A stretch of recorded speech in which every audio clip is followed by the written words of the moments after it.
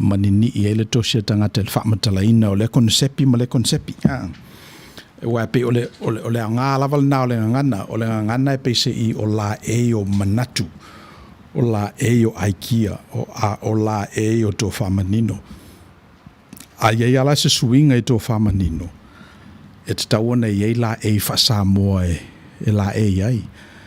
Awa a whapea ai le iei ni la e wha Samoa e la e iei le tō whamanino ua sui. Ia ona iei leo manatu o tautua upenga ia le whauina fo ure tō whama le whautanga al tātou o tunu. Ia, e le ngata fo ilana, e te tawana le leila tātou tosiina o tātou fo I tō whamanino ina ia aua ne I tele ni upu e mana o mia e whamatala ai se konsepi whengofie. So, e pei ole mele nana e te tawana whai. Ai, e le avesea iale manatu na maua mai ma taututuli I le vaiaso o mawai. Le tāua o le tuanai. Tāua o le tuanai na te uina le lumanai o le tangata. Ia wa o le mafuanga na le alai ona e malamalama I la utala le whaiatu I la tātou angana ona sa e soifua mai maola mai I o matua matangata fo ina si o mieina oe. O le lātou lea ngana, o le lātou lea tofina na whaongaina.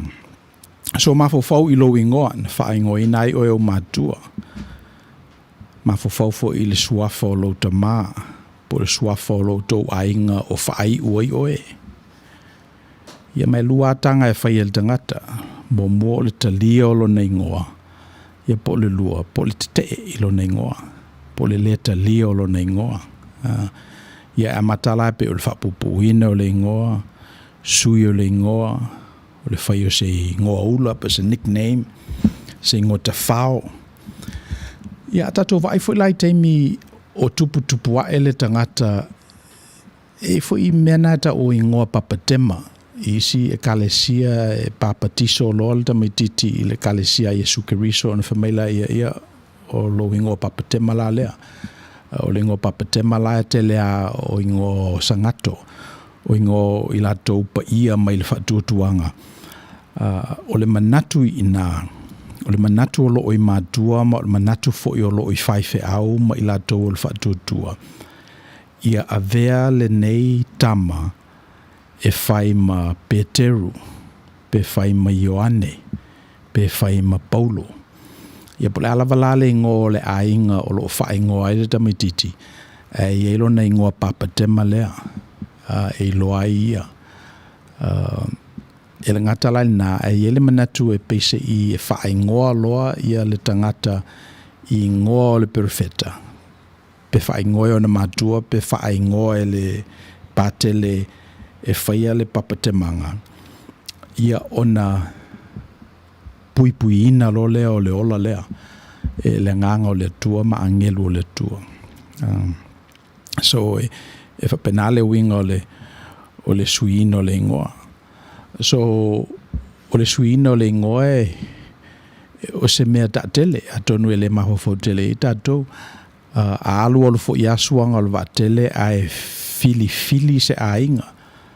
Ia avea se tasi o latou tangata e whai mamatai o latou ainga. Ia na sui fo le ingoa.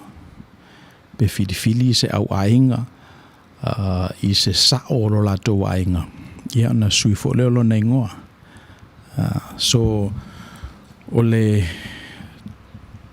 winga la o le wha matalanga le tāua o le tātou tuanai. Le tāua o mea tutupu. Le tāua o suafa mai ngoa tu whaasolo a inga. E le ngata I le nā a o suafa mai ngoa o le aupa ia o lo itutonu o le tātou kānona. E wha ingoa ai tamaiti. Ina ia puipuia I lātou mai le le fili. Ia ma whaifoi ma mea tapena I se lumana I mo lātou. Wo mantuina la ia a inga e whale tonu fo le whaingoina o lātou tamaiti, o te mantuina o mātou o le iaua, ia le ainga o ingo tangata o langutu, o lalo le isu. O nai ingofa pena pese ele manatu mafa ye matua o lo fa ingoina ia la to fanau. Ia na tutupu ifala i o te meiti, they live into these prophecies. Ua whaatino i la dole winga o la to swafa. So afa pe yese le sona maua mai le nei vaenga o tatu prokalama ia e taua ingoa. Ina ua whanau ia le mata matua le ingoa ne ia eneti. Ia na fesili i lo tama po le ale ingoa e finangalo e wha ingoa il teine. Ia na whamaila i o eneti o le whasamoina o le energy. O na e wa aia tuldo ina e se la po o le tentiti. Lua mafo e neti e se furu pauna lua se furu au nese o se pepe la po a tere pepe o vaila ilto ina fa mai e neti le ngol teine le ia nai loa e ngoa ia e neti a tonu la e le nofu le leifo le ngo e neti pepa penisi le me le fa ingoa se ingoa ta ungo fie e pe o Sarah or Margaret a tonu e fwena iona manatu fa pena o tuputupoe. Wow, le sila ingo o le tamale titia ma o te rua.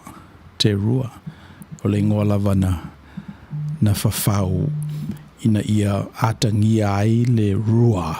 Le upu e peru o le anganga o le tua, po le manava le tua. Iona tu le ia o sina tosi fa potensial na ina ia manino ai le ia mo i lava o le upu e Peru ai ai lona winga fa Polinsia fa tangata Pasifika fa tangata o Tumotu te rua ina e mwhaiona o na manino ia le fato alu nei le kolisi le fato ai umai high school ia ia le fa moe mawalunga lava mo te rua e mwhai o na mori mawina e ia le fionga le tua pe amatua lava vai tatou foi lo vai tu usauni mel tatou peseleang e vai tatou foi on fa awau le tatou talanoanga ile si tu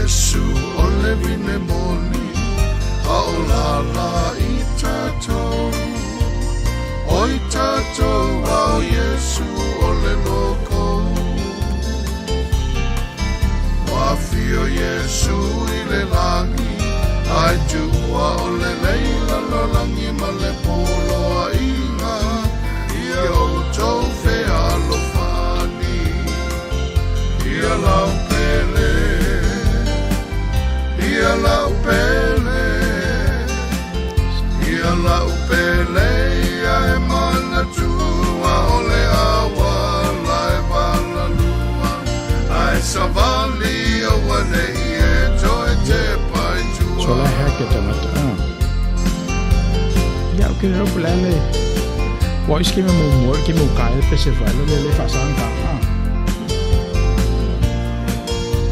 lo come il baina e questo la pole se le sa fai ai ole va venga wa e mai na ole lua la wi ole fai va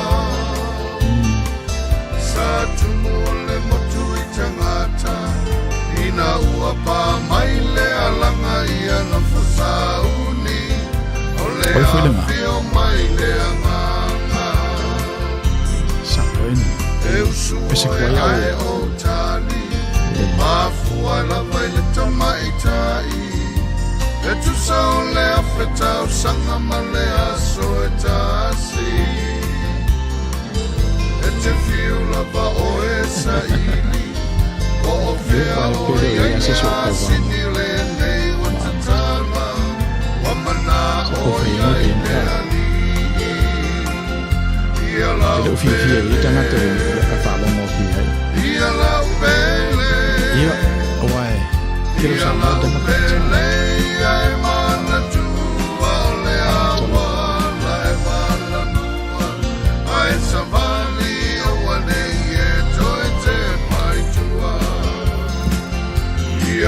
sweet whaingo ka isole.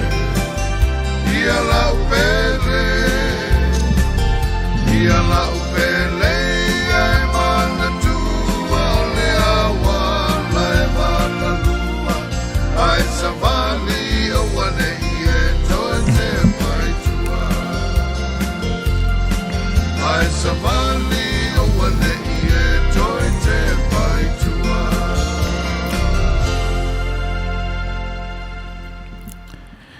Ia o wa le taua lao le ingoa. E pese ia te lolo lava tusi lo ingoa o na amata lo le una fau lo persona. Fau lo identity.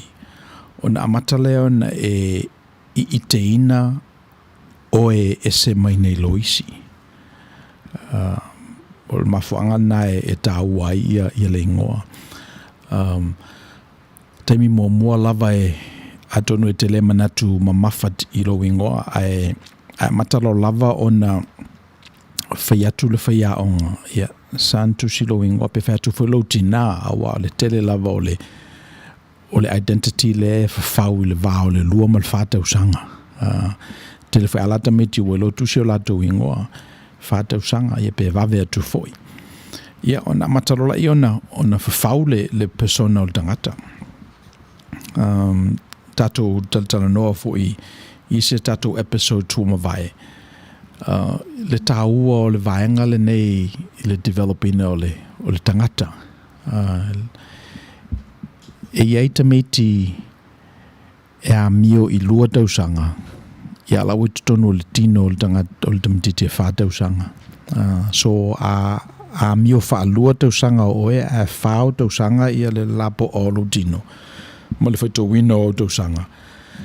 Ia, let's say ele manaia. Wa o le mela te tawana o na whai le vale o le lua ma le wha. O tausanga tāua na i le developing o low identity, o low ego, o low ability e ngalu lue whatasi maista maiti. Awa e avelo lava tameti e lua tausanga i le malai ia ona vailole e alatu ta longa e whai.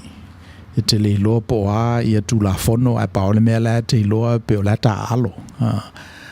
Ia ole a whapela e le o mawhai e lau tama o na socialize le maisi tameti e lua tausanga. Ia ona tupuela i ole whawhitauli. Wa ole mea la ole atupu ole ale mawhai e le nei tametiti ona whaau penga ina i a upenga e mawhai e ona tala noa i le samititi la te tupulanga. So fa te ingala a fa pe ai la tulta mititi pe fetawi malista mititi po o le memo mo lava mana ulta mititi fa o le sawe va tu mama so va tu mama fa le la vea ia na saula ia ultimito no ala na e manuel le tina ia le mititi ia o tangi tamu fai e ngā lulu e whatasi ma isi tamiti e te ilu tausanga. Awe lau toi e share. O nai me laiti a whapena ina i e loa e tamititi ona ngā lulu e whatasi ma isi tamiti. Awan me pitu sili ona whainga tā, o le tā alo tamititi e whātausanga, ma le tamititi e lu tausanga, ia o le whātausanga e pe e bully. E pe ele o mana o e shela na toi mal tam titile lu tau sanga ai se a ona ele maua me ele o ngal na o luon tau sanga ina o fitaui mai sitanga te lu tau sanga so ole mafuanga la na ta ua ia le develop vave o tameti na mai tanga ta matutua fa lo sina lawa ia ta va ia tua ia sole ola ya mio ifa e whātau sanga. O lai mana o e whamao popo ana toi, o lai insist lava iona manatu. Ia alai wa ai atu isi tangata pe o sui ono o lato manatu. E le mawai i lato le whaatufunganga e whaatufunga i na ita meiti. Ina i mawhai ona socialize ta alo whaadasi. So, e tāua le identity o le tangata. A o le isi la me pitu silo na tāua, e le teime matua ai le tangata, ona i loro le tangata le upumoni le nei.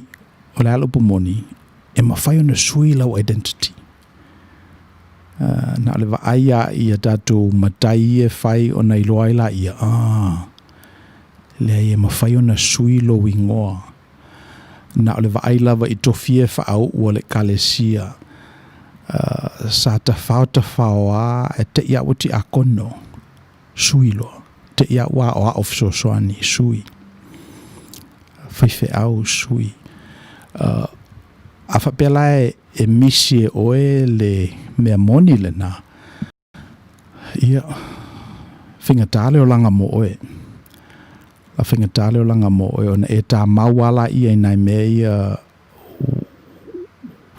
well, tuai, mai ele o sapsapaia fo i ele upomoni. Ele o sapsapaia fo i lo utanga ia tumalo wa aia tu mea lo tutupu. Ia wa amora la te mea vanoe, e whai ia grandkids, i ona e waaile ia le go full circle o le circle of life lea.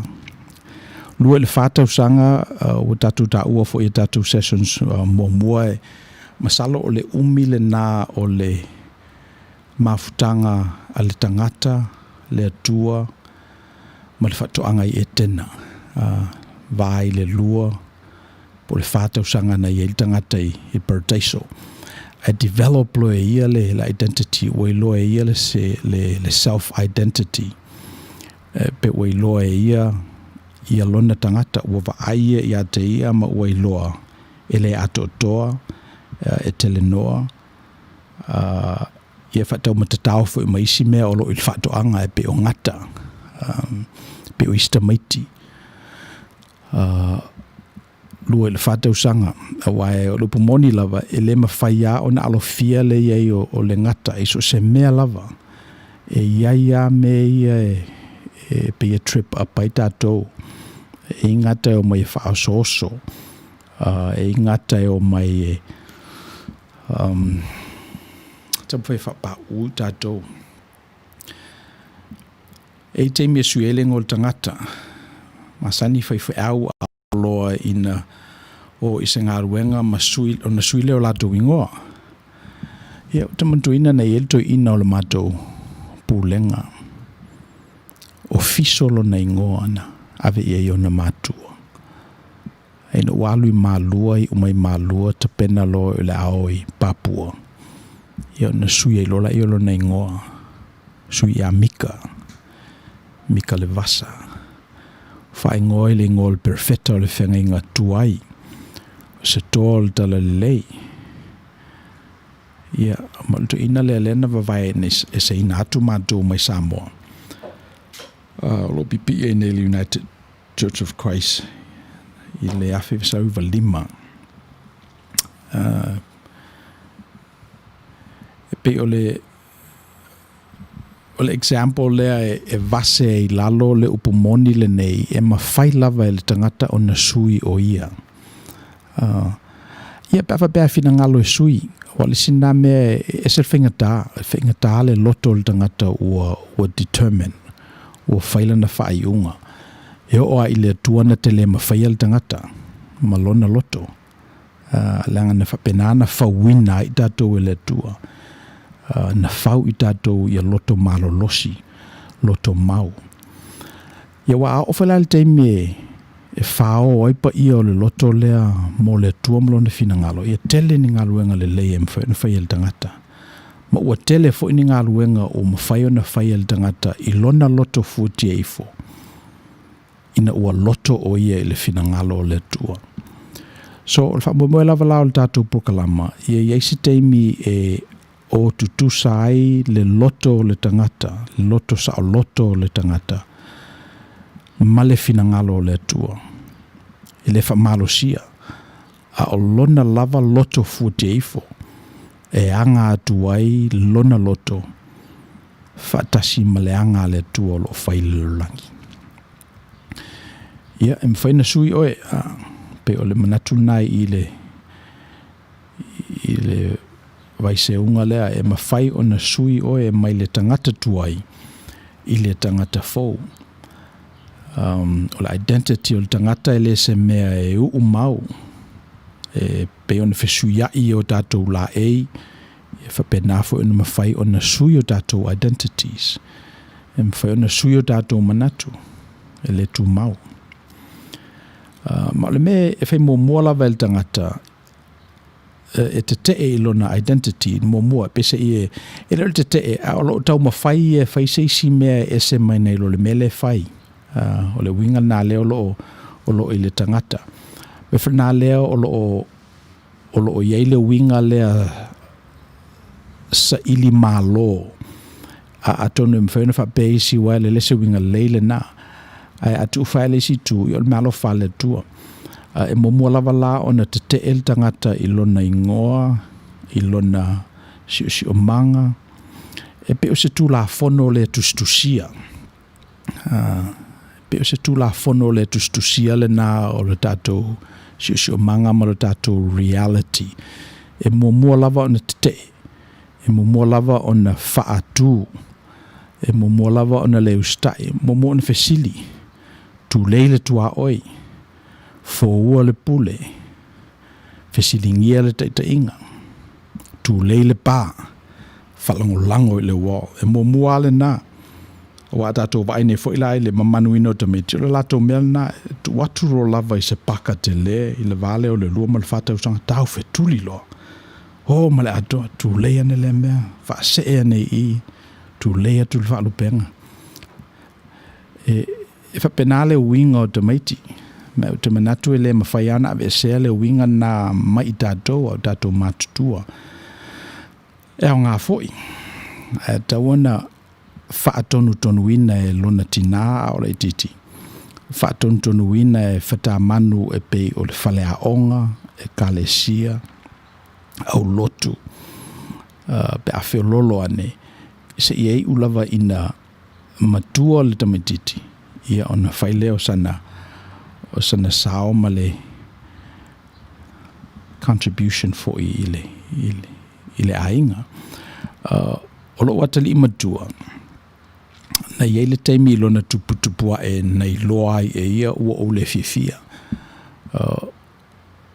o lana ia le moli mau o lona tausanga muli high school sfulu ono tausanga o matanei lao na palaita mai ti scholarship whatupei na ila lato kolisi ma ia la scholarship e ta ua le Bill and Melinda Gates Millennium Scholarship na maua fo e lo wa fine le tausanga the previous year ia e neti ia no fatula ia lo watali mata ia fatumlo application au mon famanta o siona mai le se over ai ia o le submitted stone ia o mon faila for fulanga o latal deadline o fatula wala o application afa my dad wo umona ona ave o fatula oi tele vai tele o mai ia o se over ai wele usta o faile me te mana o iai mai o mai nei o matuol te mititi ele ngalo ai ele te mina my dad ele ngalo lava I felt so bad ele te mina nana o le usta iai oe o fatia no ele se me iai fai ma o onga o le point if you ma faile el talana e tu leipe lava e te mititi le tua oi o le sila na winga o lona tuputupua e malona faa upenga ina o le tūlei lava ia a whapela e tō lua ni mātua e le tūlei le tamato e sau tūlei le tina so e te tawala o na tala noa mātua e le fauina o tamaiti nei ina ia le lei le fauina ma ia tasi la upu ia wane i whao ngā tamaiti langa e tele le PS a tamaiti istemi a lato manao ini mea e loe i lato e whengofia e lo lato tina ia no mole lato tina ia o atu rola ata ia mai e lo matua ia no mai rola ia daddy atonu te tala atu ai so if a penale winga o le tamititi au te lopo fea o mai tamiti me ia e lo manatu it's part of their DNA fa pe ona malo le ala masusu le vai e fa penata me te finau lava e tu le pele tua oi e foua pele te tai but they don't really mean it why a tutupuro la lave le malofia pe skeni ta vale pe fail la ko grades ia ele ya se to sawa ya mama my daddy se vanga lava o matutua mawatu ia ai o foi lava na matutua tau pe lava ona ta pena ta to matua ia to fo i mai te mai ti pa tupus fa lave wai ele mafaya na alofia fa fitauli pole lava matutua i fea ia ai maua lava ia ila to fa fitauli so to nai pe me momona na maua le vaso o mavail ta noanga man sunga to ina man melo no lua la o le tau o ngā luenga man tuel to ina ngā luenga na ufaya e le lato kalesia ma le pulenga me pese i o le wha mafala nā le Outou Manuia o le tau o le action item le tau o le call to action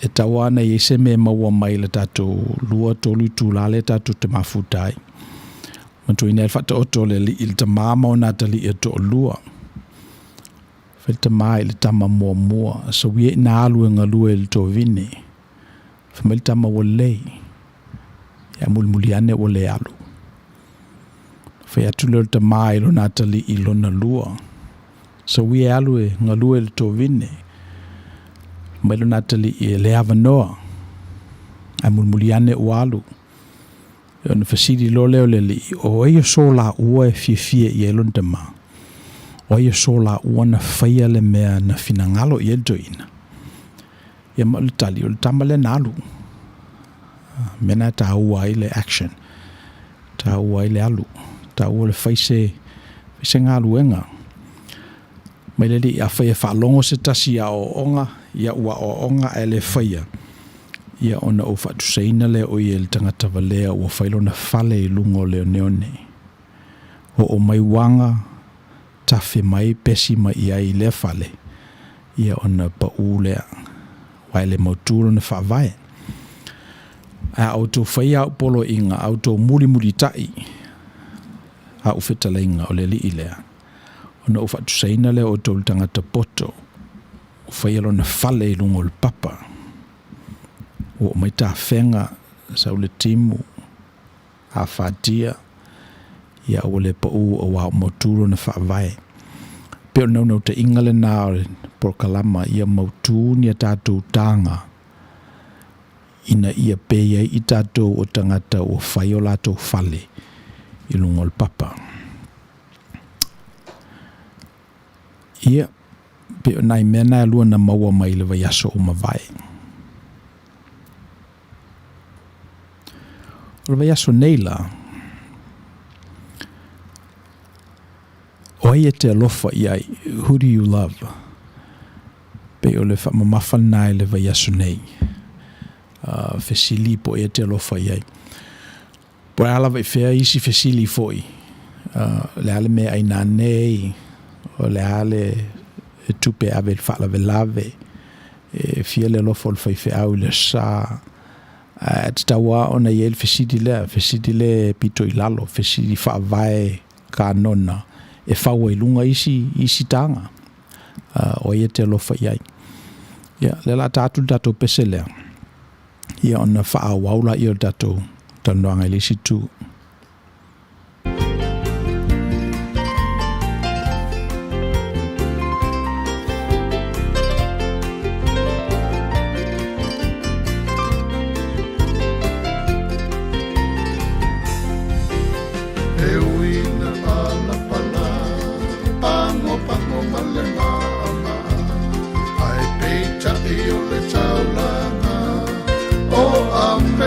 Samoa, ila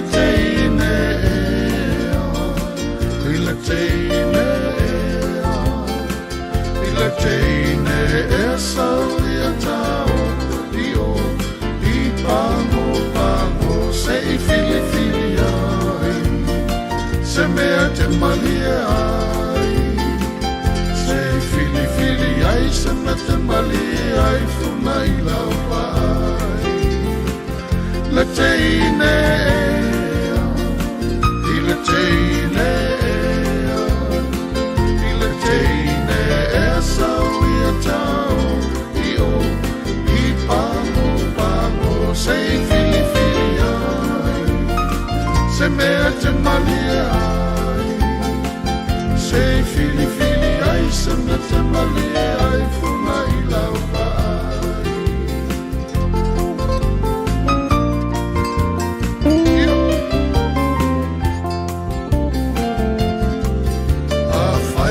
te fia tali tonu, aluma su e ile whaatonu. O le numera o si o unu, atu tasi ile atunu.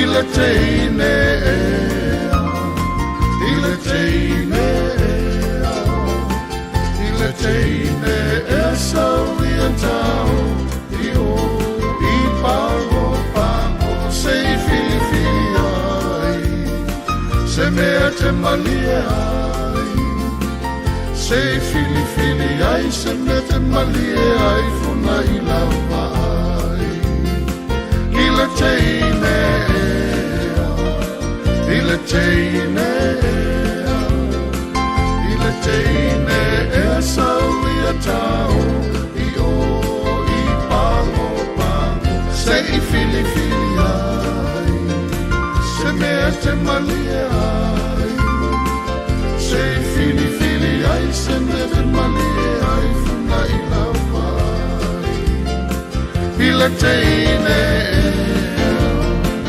ile teine ea, ile teine ea sawi a tau, i o, i pango, pango.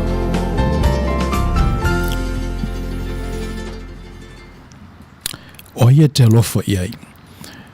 E fo iste me be e clichés ile, clichés ile ngoa le upule o le alofa. Tui. E be se me o tatou maua pea o lafo ai tangata le upule I love you. Pese i o le ise winga o fema cliché. O te le mena e whapena le upule o ai e te alofa iai. E le se fesili foule ne fesili o ai e te alofa iai.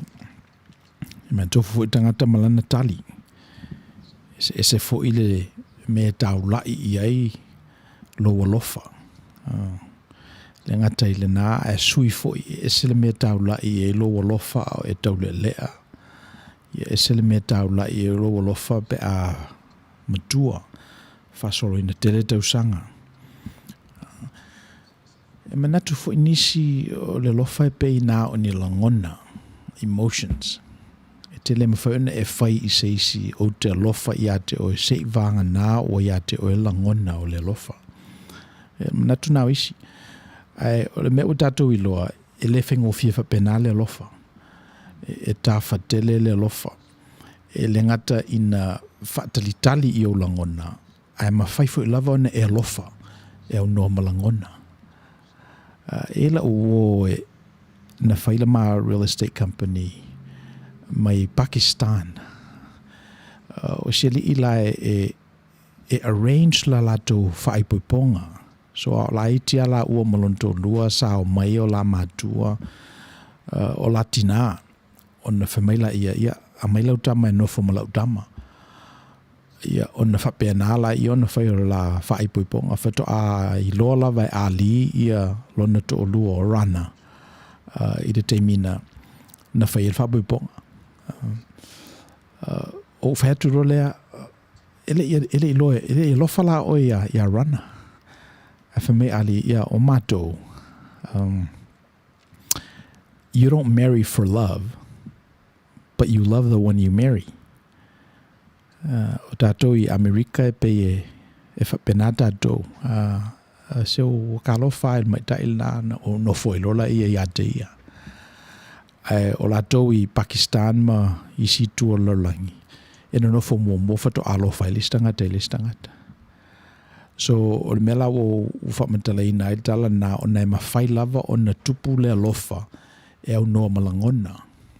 Atono e muli tai fo i au langona i au tānga e whai. Ai ele tawana manatu tātou o le alofa e pei o se mea na o ni langona.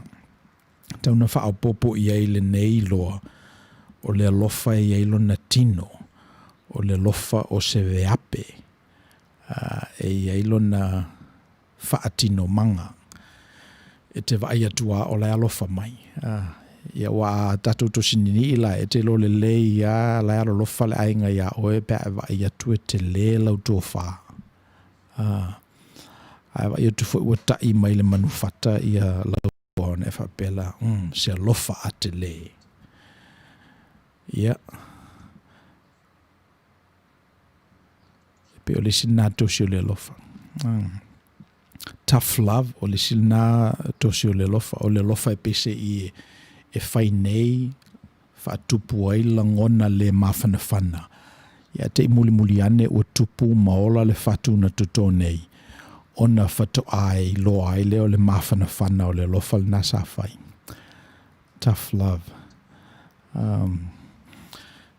Pe whapewhea ona e loa walofangia oe. Ia pe o le sina fisilitele. Whapewhea ona e loa walofangia oe. Na ufisidi la uo ilfisidi lea anei a whamai aia pe a le ai so u stress ona o wiloa lea walofangia. Yeah, well, te lope sa o tele name because some stress is healthy. Ele mwhai on tato whape ia la le se pressure. Langa le pressure na ta ua e tutupo i mele le e whaoso manatu foi. Pea e wa ai atu o stai lau whanau i so manatu. Ona e loa la ia o alofangia oe. Ai a fuli tua mai ma le ustai mai sau polo inga. Ia ona langona la ia o le whanonoa. Ia o le matai o la eiva o le whaupo e tōs furulima. Se ia o le matai o le furu o le whaupo e valu. Pese i o lo iai ia le tusi whaitau o le tato mafutanga nei. Whapele tala sa tala i le li i le tala le lei ma whamalo lo mai i ala tu sunako manuu. Ia matala i le malo le tua. Ia ai wa ai atu i tangata i leo mai a tangata. Ona muti vale ai leo lo na lofa. Whamai mo le maua mata i o ona pese i tangata. Oni ma moe ua le aiso lato leo. Lopu wha Samoa ua leiloa ma ua tu lafo ina. Mena na tupu ele lofa o le li. Ina ua wa aia tu i tangata ua leiloa. Ia ma ua tu lafo ina. Peni ma moe le aiso lato leo.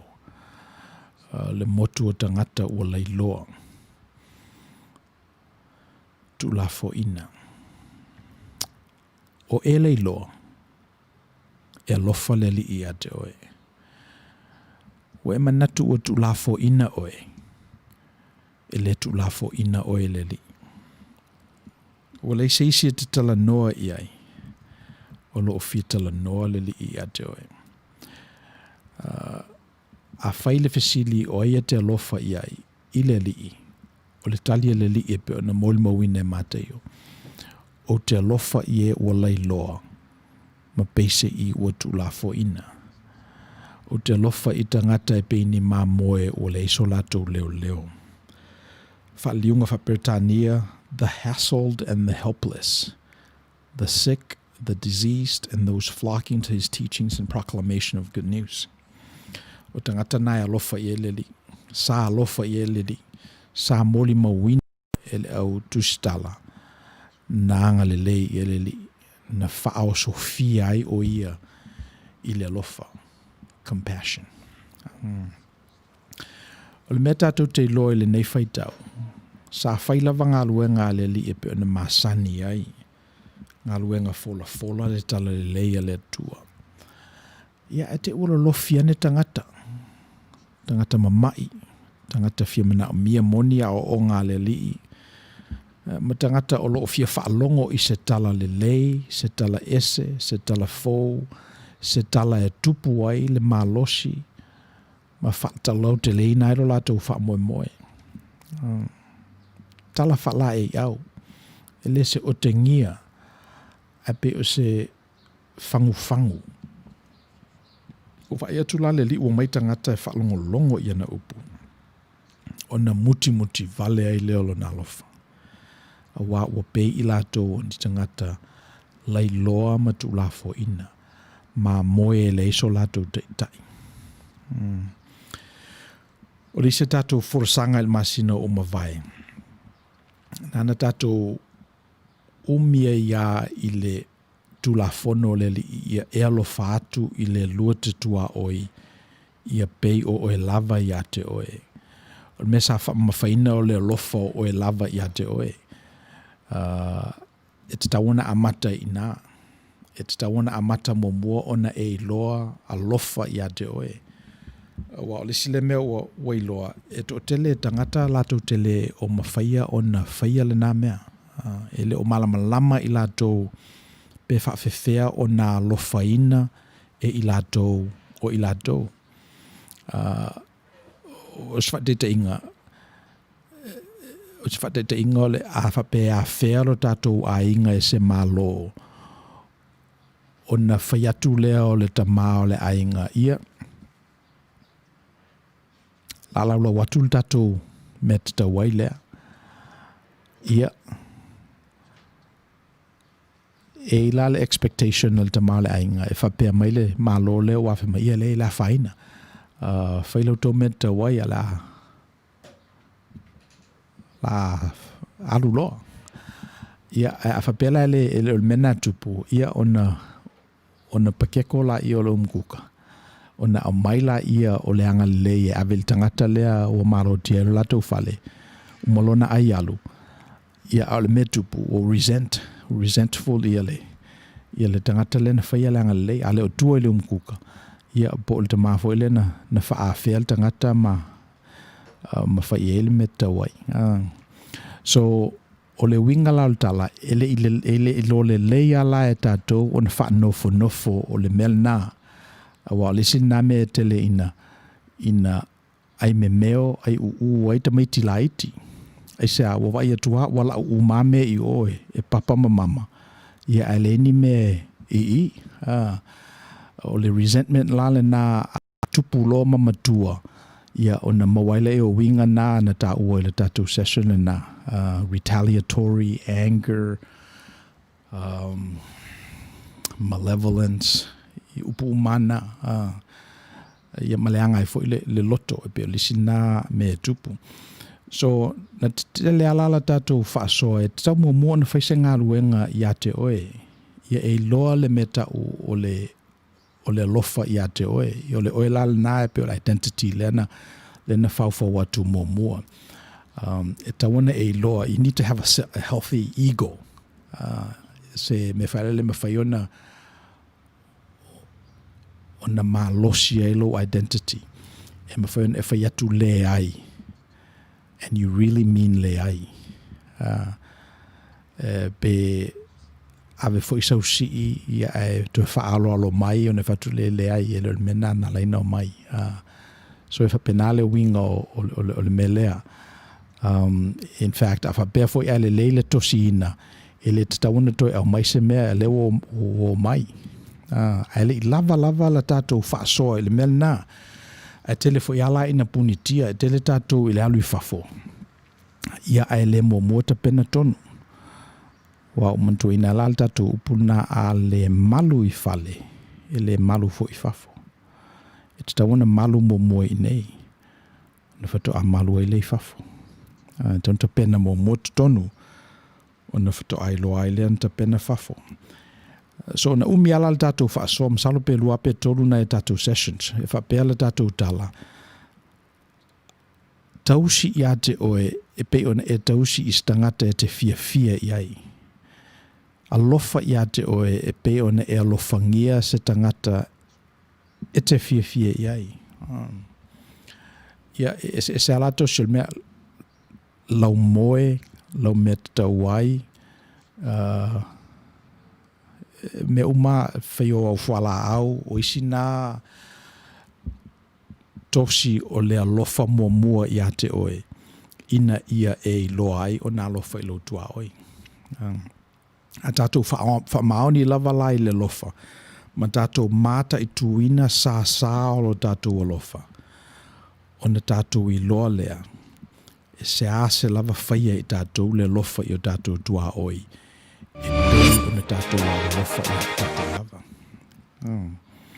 Awai, o le tua oi la e Ele na tangata le o dafa.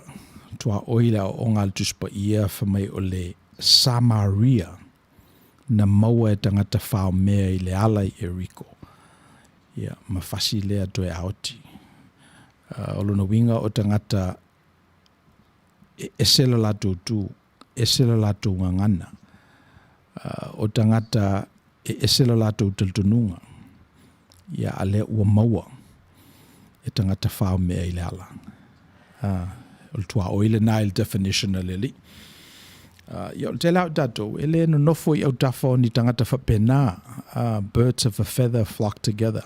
Dato te fifia lava e o i ainga e tali le leia i dato te fifia e mafuta i tangata o lo dato ngā lulue whatasi, manatu whatasi, talitonu whatasi, tāpua i whatasi, ngā ngana whatasi. So, e whingata lava ia i dato, ona dato whaia le mea lea, o le lofa i le tua oi. Ia, so e maua sawa no e whataitai e. Ai, o le mea o maita wina, ele o le leo na tātou walo lofa mua ia i tātou. So whataita inga, whape te sila fia o le ula sikaleti na maliwa i lauta maa. Ea, e te ula pepe le ai. Well, le tari sa o le fisiti le ai. Whape te lofa oe ia te oe. A whape na maliu lautina i le kanesa. Pele te tau e ona e soifua maola me anga le lei ia te oe ina ia whaititia le kanesa. So how do you... I don't believe that you have the capacity to love your neighbor unless you first love yourself. And when I say love yourself, I don't mean it in an sort of like a selfish way, but it's like caring for yourself. There are certain things that you ought to do to yourself when you care enough for yourself. A good example is weight. If weight is a challenge for you, you should refrain from eating. You should exercise. You should modify your diet. If your dad died of heart attack in his 50s, then you need to be so informed. You need to love yourself so you can be around for your kids and your grandkids. A whapela e te le o lofa ia te oe whapena e pe ona a lofa isi ia te oe. Then I think that's problematic. And I don't think e mawhai e oe na e lofa I lo tua oi. Pe a whape e intangata whapena o lo tua oi. Here's an example at the big scale. E le tulafono lesa executive order lesa Senior Barack Obama. E ta'u le deferred action for childhood arrivals. E iaita maiti na mai o lato matua a o laiti lava I le tunu ule nei e au noa mani a lato pepa. So me la tutupu I foa nei ta maiti o I le aonga ola I nei. Ia mulmuliane o lato ilo e le ini a lato pepa. Ono se la wafe la whai o tangata. Le tau a whai o tangata e whaoli le category na le o ye nei. Le o mai tutonu ia ese ia le afe mafe le o whaita wina. O le mea lana whai e Barack, whame Barack, au le whaasalaina ta maiti nei. Le na mai o lato mātua ma le leiloa. An me tauna whai, it's tauna tatala ia I lato, ia opportunities a le tunu nei o I le kolisi, eligible for scholarships. A o I lato borrow ia tupe. Whataua lato fale. O wā ne I tau fia maini opportunities a le tunu ule nei mo DACA enrollees. O na whaia I lato le nei mea maro lato leiloa. Na whaia ia I lato e o lato mātua. O lato I loa nei ele o mena tau na whai. So anyway, long story short, o le aso nei na wha mausalia e le Supreme Court le nei prokalama. o le DACA, Deferred Action for Childhood Arrivals. O fa mai le Supreme Court, ta ofi pea ia tamaiti nei, process them for U.S. citizens. U.S. citizenship, a wafo ia leo nei ia, na mai ala tau te leiloa. My point is, o le langi soifua lea ma le lata i le polo i ngā le li, ia e lofa i lotua oi, ia pei o e lava ia te oi. Ua maua i tātou tangata o lo lailoa, o peise i utu lafo ina, o na whai mai lo leo le Palestine o le tunu unei.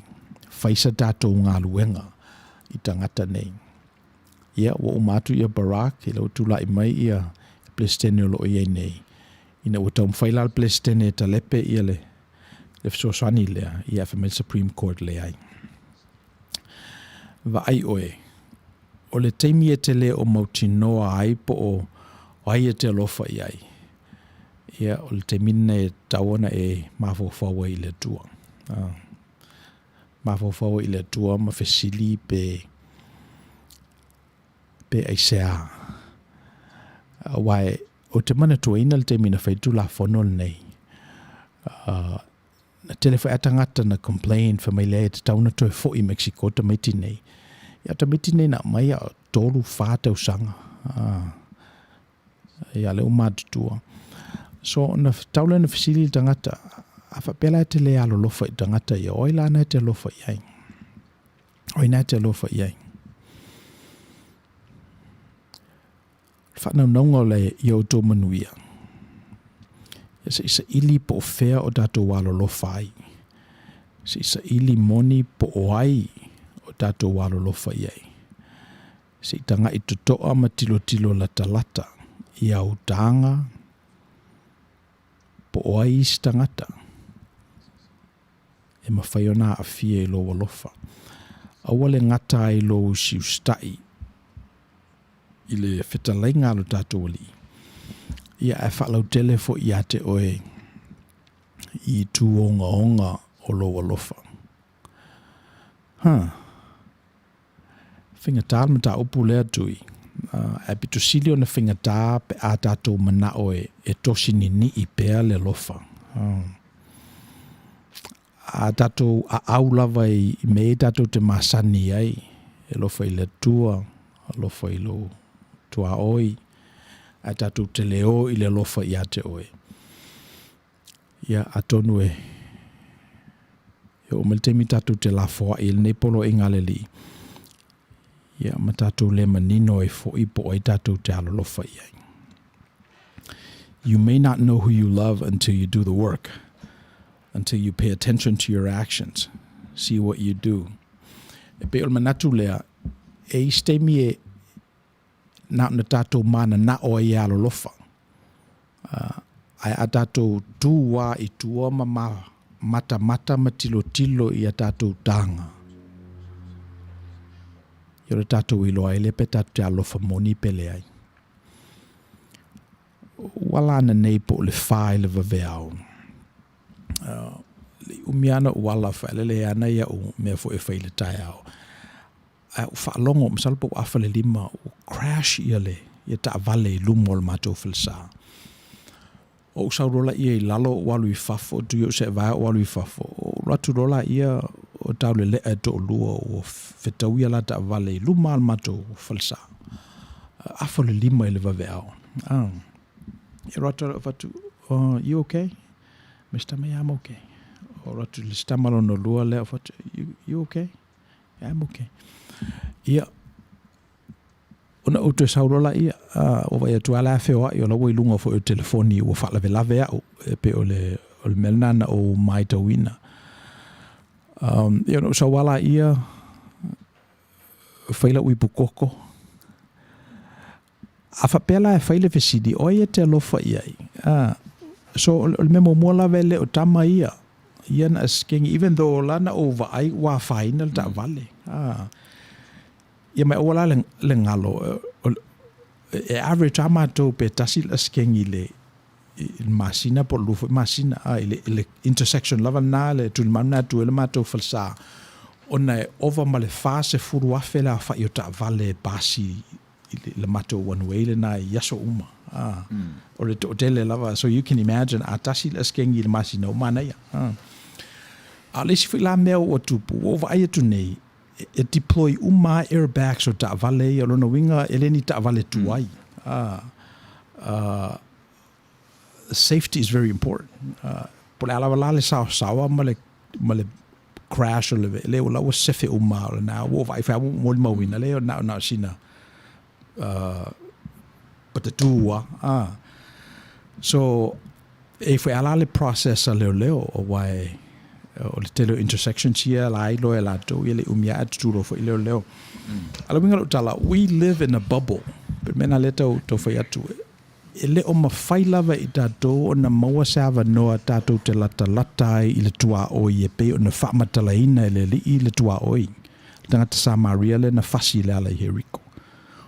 Ole o toi loa tatou le mena. Ia vai ofo ia o whalongo pa o le mele le afo lima o latu. Ele o le lofa, ele o whao ngā ina ia ule lofa i tangata ia. Even though I could have, but ele o manatu, ele o fia mana mia le vaenga le lofa. They don't look like they're harassed or needed help. Yeah. So, ele o pesili. Yeah. Nala sau fai unga na fai ina o e sila le skengi le. Yo well, afa pela vala e fua ia utanga. You know, I wanted to make sure ele o vai tuai ele o piliki seisi ele o toto la foi wa ilo we dungo la telefonio la o they're just a little shock. Ole afa limo le vao te lopo fe po fo I mai la to party po afa ngala vala utanga. Pe ola utali le na.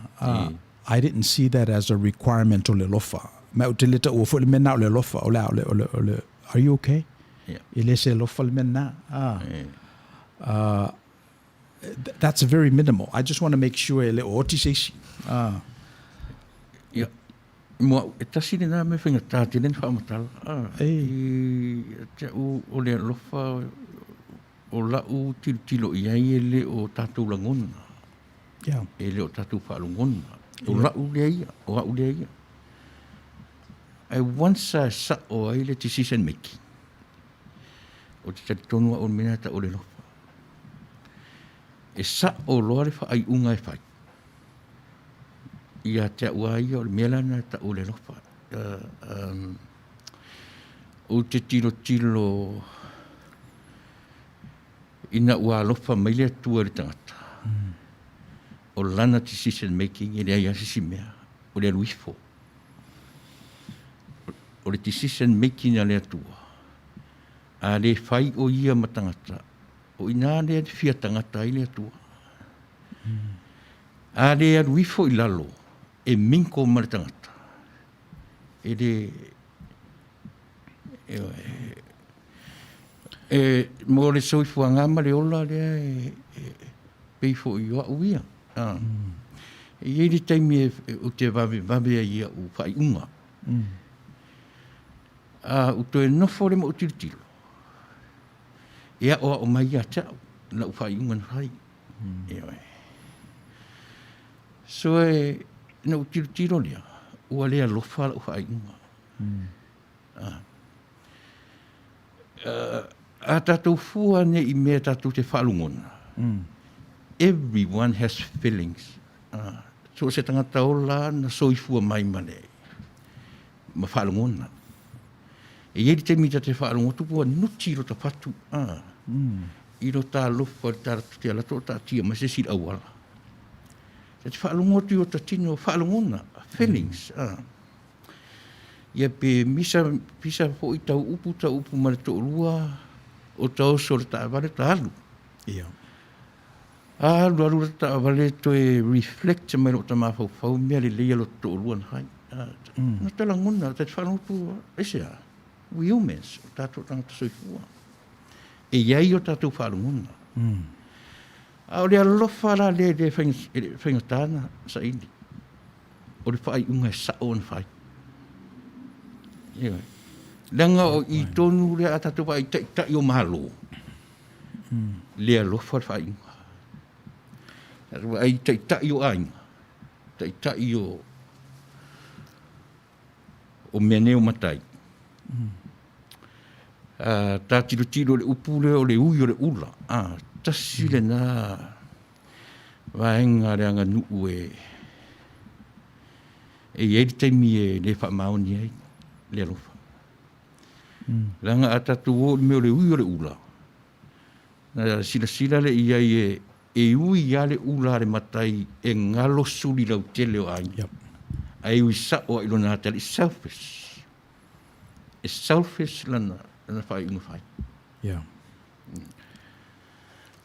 Yeah.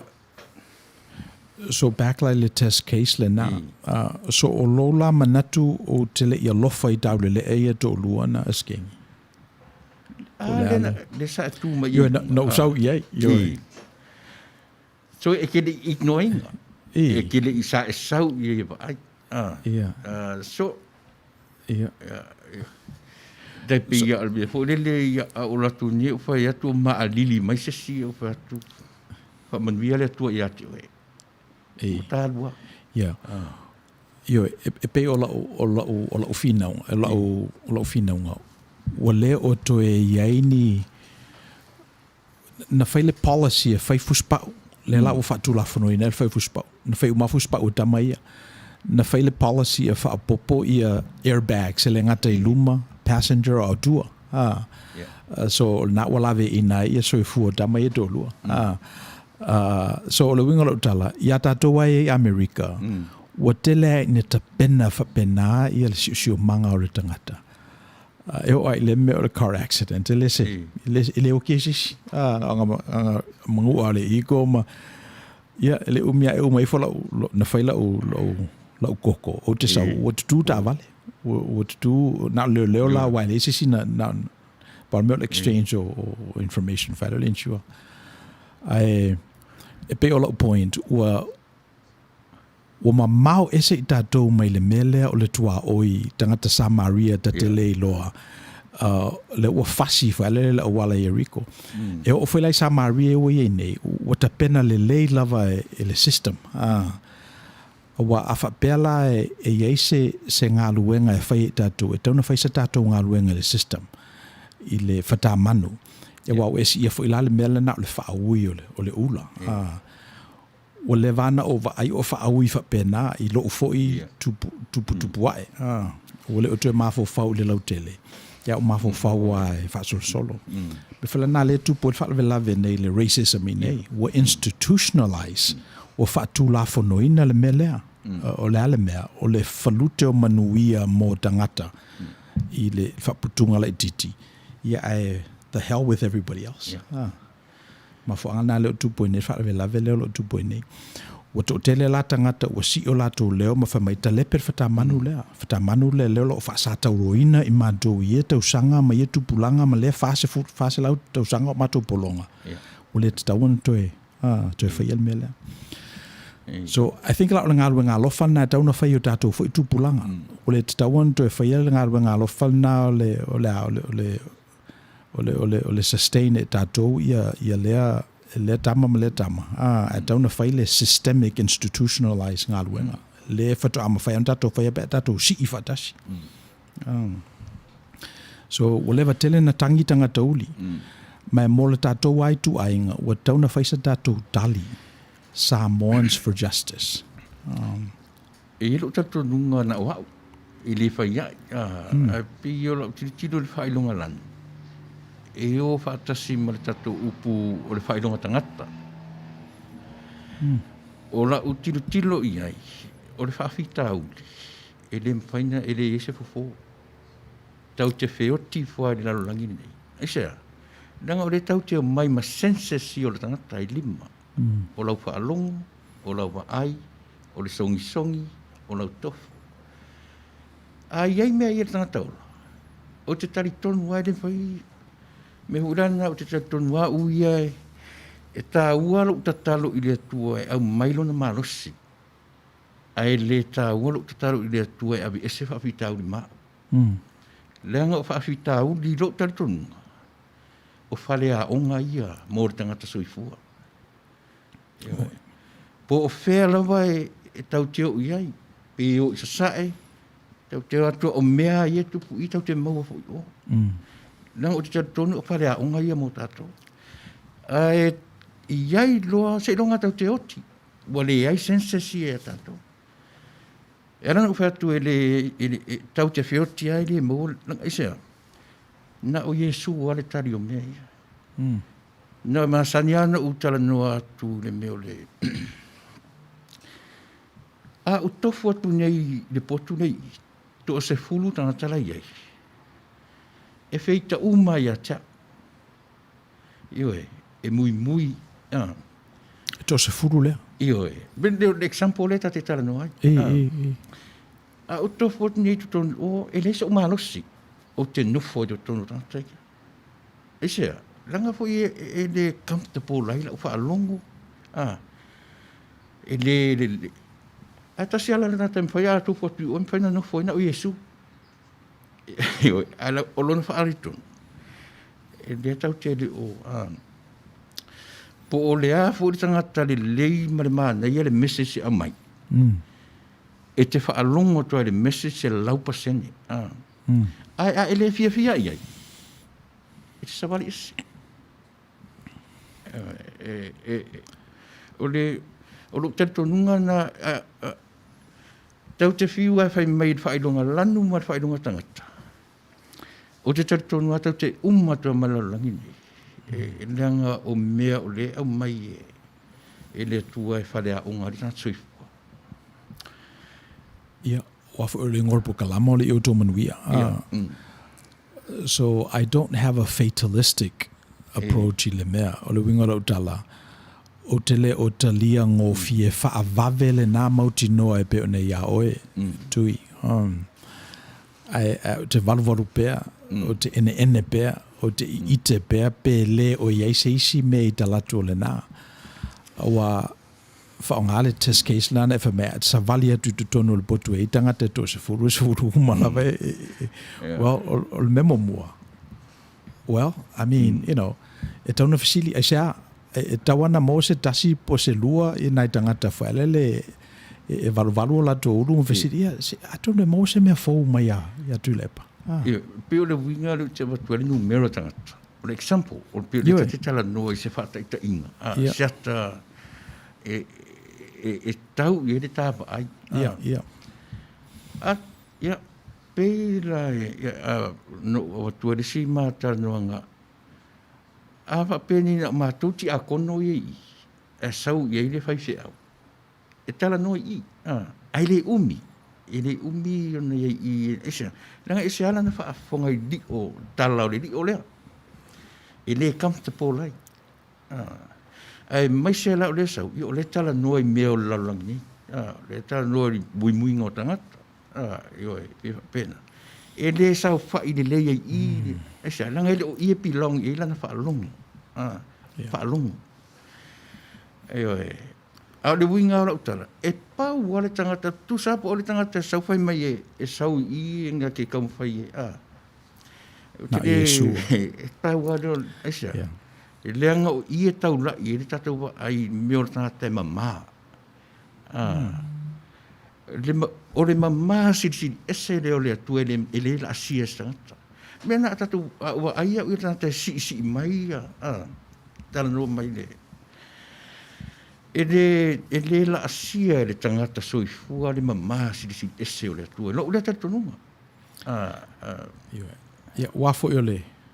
I o le tatou te iai. O le tatou, o le alawa filoti maisi ta upsisiri. O le o tatou iai le teimi nei. Mana ia. Po alawa la ia whawhitauli ma mea tā mau o le teimi nei. I o le o tatou iai. Pe o le mele tau mwhai e whai o se lumana i e pese i e vala au mai a i tatou. It's a call to adventure. E whengo whio nāla i lunga i le aso ma le aso. O alisa nā mea pitusino whenga tā. Le ale mafu anga e ala i o na e alu i lunga. Se vanga nā o i elo loto. O senses ia tatou. Me silian whenga tā. Lang o le nā tūra le o le fōwhanga. o mea ia au mai ia te oe ma ia e me fai anga ia i le fai unga. Yeah. Aioe. Pea la no fai atua uia tau te alolo fa uma a ta oto na i o tātou whaalngona. Isea. O whausanga na tātou i lo lea na whausia tātou e au mai a tātou ma whau o tātou mauri. O loto. Ai au mai whaatasi la ma mea i e lima lea. O le lima la lea i oe ai tai in umanga i le loto. Tai in umanga i le mawhau. E ki liwa atu loa e le whaalongo me le mawhau e lelelei.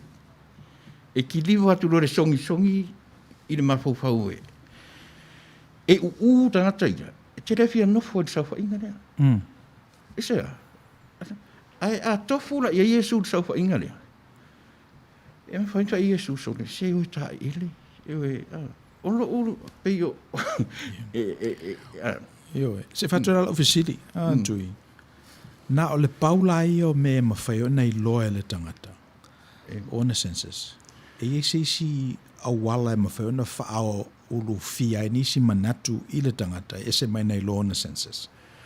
Ia, o te taritonu e ne iasi si mea wa po o le mawhau po a mea whai o senses mai e a fia.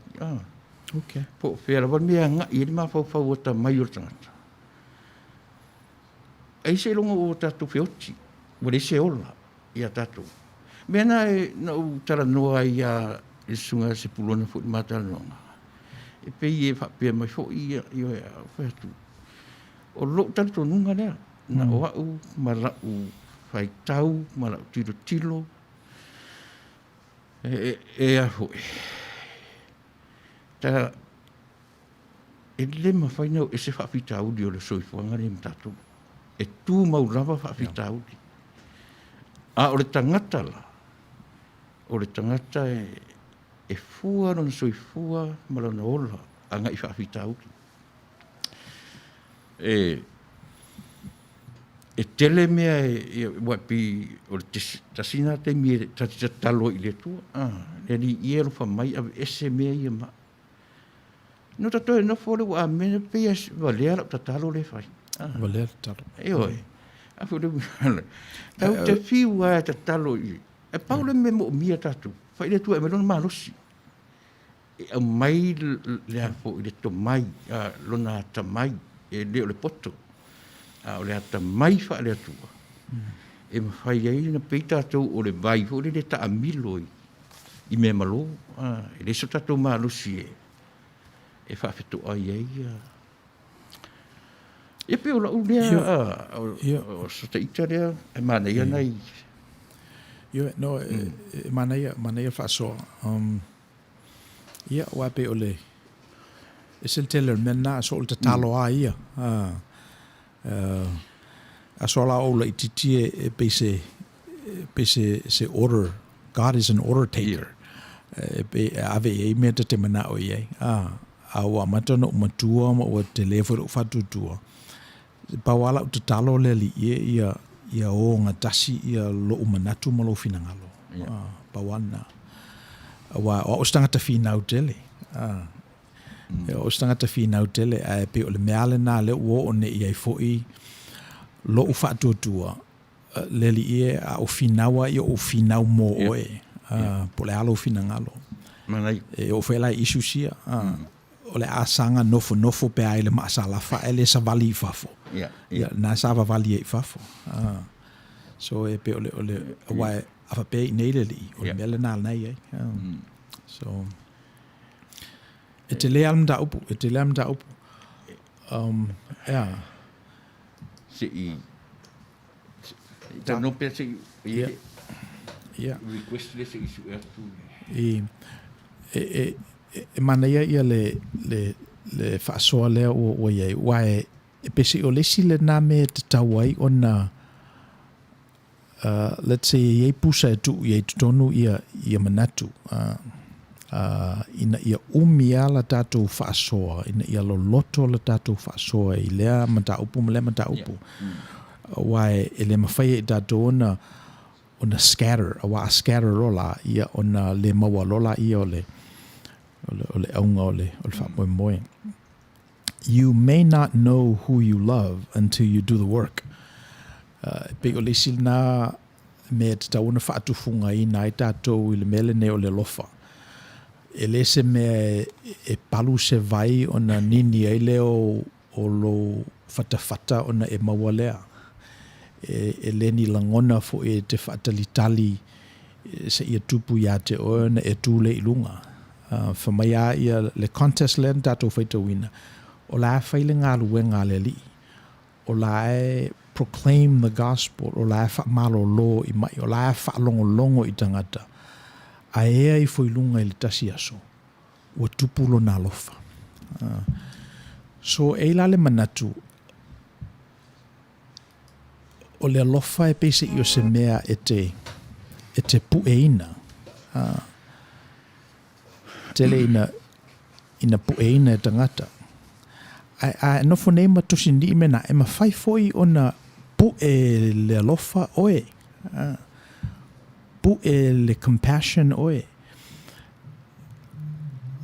The idea is that you have ideas. The notion is you have ideas. But how about the ideas have you? How about the fact that we're just instruments of this big idea of that's called God's will in the world. E pe ole winga ole whatamanu lea ole ia Outou Manuia. Mua ole tanga I totoa I le mea o loo iei tangata. A whapea ole mea nā leo loo iei ia tuila epa pe ona whamatala mai nei. Yeah, okay, let's start with there. Tu I o tatou vai ina ona apalo le I lunga. I le lumanai o loo whaatali mai. I le lumanai tātou te le o iloa, tātou te le o iloa. It's the call to adventure. Lea na tuua e apera amo, lona nuu ma lona ainga, I uro I kaleteia. Ai alu. Alu e su e po le ale fina ngalo le tua mo ia. Me whina lea alai ona tuu e te meiti o latou ainga, ai o il kolisi. I encourage our children to go to college. Get away from here. O inalai amateona latou I loa le tua. E ese mai nei lo le tua latou te masani ai. A whapela wala e langa se manatu le nā I le au whaafafonga I le prokalama le Outou Manuia. Ona o manatu lea. Wa I sao ngā le tātou teimi whatasi. So whatever given that you have, wherever you're at in life's journey and your faith journey, I want you to go a little bit more, 10% more, 15% more. A whapela e whapeina ona e whaia o lo soifua ma lo olanga. I ona matalola I ona pese. Ona whaongaina o le tua. E whailona whinanga oi, who knows what God's will is. E pei ole mena leo e ne. Wa ole sil na me whaingata ia le tupo le tangata. I say, it's very safe I manatu tuai. E whaongafo e tangata me o tauloto. E la lafi e lalo, mo meo memes. E la lafi e lalo. O talatuu. E la lafi e lalo. O le papata I o le tosi na. Ia e ao ngā tosi na e ta uaina I meolo. A uwhatu sa malianga le re. Everybody knows what that is. A tosi lola. I ona e lolo lei. E tawana umi statu teimi I le lofa le nana whamaile li. O le lofa le tua oi. Ia se sauno ia tui. Nei, o leo te whanongo atu e pe e mani e pule nei ia tau. Ono le te whangaina le upu o le tosi. Ia, no whanongo longo fu dua tala noanga ma le tui ina le vai aso le ntene. Ia, o te no whonfua ma matau atu. Ia, o le whala onga moa. Ia, e au ngā te le whaafonga mai e le atu. E langa pe o le te tala noa i upu le o le alofa. Pe o lau topic ngā le nei aso. Who do you love?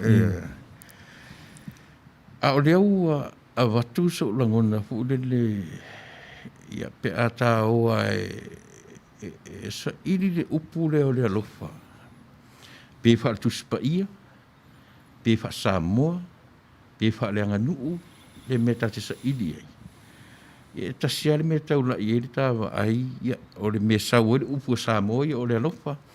Ta sile me pe e wha manino ma ia te oe ma, ia ta te toi oa o tu spa ia, le wha manino ina, po whea e wha ila ta mai o le tangata. O te tali tonu a o i ta oto ai, o le ala o tiro ila usunga le whenga ina. Ina ua whai le whaai unga le atua. Ina ua pa u ina ua tangata. Fia atua tangata. O ina na fia tangata i le atua. E whai o le fia atua o le tangata. A o ina fo ina amata le fia tangata o le atua. Upona ngana. O le fia tangata la o le atua. E sau, e aluifo. So ina e peisi e lo lea se po lea lava malea. E tatu te le whaatinoa loa tatu me lungo o le sa o le whaaiunga. Pe e anga i ala u tatu lunga le decision making. I le whaaiunga le whai e tangata. E se lo le whaaiunga e whai. Le atangia lo le alofa. O re atangia le lofa i se awala whapitoa. Ia, ina ua sao lana, ua sao, afu i doi te whai atu, na o hau lea ia. O lo ulea tiro iai, o la ulea tosi pe o neta, o la ulea wa ai. So se whai unga u te whai e re sao. Lono winga e le ngata o le se o la whai unga. Ai atangia ina, o le se alo whai atea. Yeah. Wafo i o le alofa is sort of like a selected way of being. A whapea te alofa, o lona winga e te le o le alofa. So lona winga o foreclose o le option le na e te i tai, te tau masui ai, te le whamangalo ai, ai sa ono le o e fitfilia le mele tasi. E fitfilia lo lale o wala le actualize ai ia autanga mau me e whai. Ia ona e le fitfilia lo le o le sil tele o le vaenga o le potential o le tangata. Wai e le potential o le tangata me whai ona le alofa, e me whai ona mataua, e me whai ona tau masui, e me whai ona alofa. A le te miro lava e te fitfilia ai le alofa e whai mau step way luma. Lona winga o foreclose umai o e tanga ia o le alofa o le matau o le tau masui o le whamangalo o le o tau whaia o mena. E la tangata whamea alo lofa ai ese ala tau tanga ia pito i tua e pe o la ua ulatu leile i Outou Manuia tanga i tanga o te tangata whamea o te lofa i le li o lofa i le li o lofa i le li a whamea le se vai po e nā alu i le tovine se vai po e la whawhanga tangata se vai po il tangata le nae e afu i le mea. Me mo i ala nae ta ule lofa. O le whaatufunga ina la o le tangata i manu lauti ia matua whamanino ia tau tosi atu ele i Outou Manuia. E mauailo na malosi e usu i lana ngā luenga. Ia pe sui e whalo na ngā luenga. Ina ua nei loa o lana company le sa asua au i le Gulf of Mexico. Ina ua na mautinoa tui titi a oti le tama lea i le bomu lena pai i whea. Ina ua ina iloa o le uso lea na au mai ina ua whame ua whana i whea. It was friendly fire. Na whana e la dou tama by mistake le tama le ele whana e ni a lapi po ni a. So o lea o ngā le nā o le upumoni. A e lolo lava le upumoni ona tu sa loto rola i o le upumoni. So pe o le tuleile nā i Outou Manuia. O le valana te pena nai maai ia masina ma session se e tele. Ia alfa mo e lava nā. So na fesidi la ia o le ala tatou me fai pe fa pe ole na. Well, o le tali o tatou ngaruenga. Ia. Wa a tau fu I tala le na upu le manuia. Ia. E ma fai on tatou tilo manuia I meo le tino. I meo o tatou maua. E fua ia tatou ngaruenga. E tatou. Ai pi o le lava tatou te sa ili leanga o tatou o tangata o leua. Po fia lava o iai do tatou to singa me pena. Le a ua sau fa ile tua e o manuia. E o manu. O manu wia. Langa o te fia le kalama le tatou atu le ngana Samoa. O le upu alea manuia e sau le upu lea o me ave e le ni mea tau te tau fia. O manu wia. E a fua ila inano o tilo ula sunga le whengenga. O manu o le atua o le awa ia I tato. Ta o ile tu whare nganga o uman wha manuia tato ile tua. Tau te le tu te talo ile tua e manio manuia. O ia te oe mau. Manuia mo mua o le atua o le ola. O le ola. Le a isi manuia al fesili. Fa pe fenda tu fa ngai manuia le. E ola isi stangata ia o ma. E pino fa tu e mata fele nei mea. Pe o on tatu yo e tosi ni I pi ona. Te lo tangata a o tatu wha alongo fo I tarusanga tonu le lotu, o fea, ma fea, o le tataro alea. Le ali ie wha manuia mai masta without knowing. So le wa lewa wha manuia tatu le atua. So that's a given. I think o mo tatou I o lewa na o le tuspa ia. O le utatau na to e wha manatuina le nā mea mo tangata o lewa na soifua mo le tuspa ia. Atonu e o ngā mo le Sunday school. Nai tamitia lua le whātau sanga leo te tala no so oi. E manu ai o lato tuputua e whalwhatutua. Ai mo tātou lai e le laanga I luma wai pe o le tanga vai ana o le Outou Manuia. Iei seisi laai ta latu atu.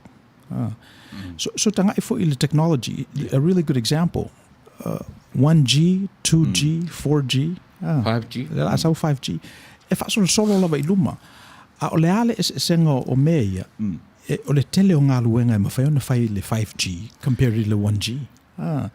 E lo manatu taun wha penar wha tutu o le tangata. E lo e le tawana tātou nofo ai. Me o la wala le whinaunga, o le teimi muli na whai el talanoanga le tātou wha tutu e lalo wa inga ale kalesia. O le lima salau tausanga talua I le Reformation. Te mina sa whai e Martini Lutelu I le 95 Thesis. Ino ta pena leo tātou tuainga leo Protestano. Mai le kalesia momua. Talu mai le na ele ito e iaia se manatu wha malosia se tangata wha tutu e lui le whata manu lea. O te taune o na whai. Mai le whai ala se tangata e to tashi. E whai mai tangata. Across the board using the technology of today, which is the internet and the blockchain. So le mela na tui leo te excited ai. I'm excited about what God is doing. That's a given. Famel perfecto yo elwe o mai le te me le to eta ua e le isi le memoni. Ai se alanga it's instantiated in their hearts. Le to tono la na DNA te lo le le me tauna fai. O te malmaloatanga taulia, ave ingi me manganga o ia. Ilo le umma tatou le me tauna fai. E te tali tonu rau tala le whai atu.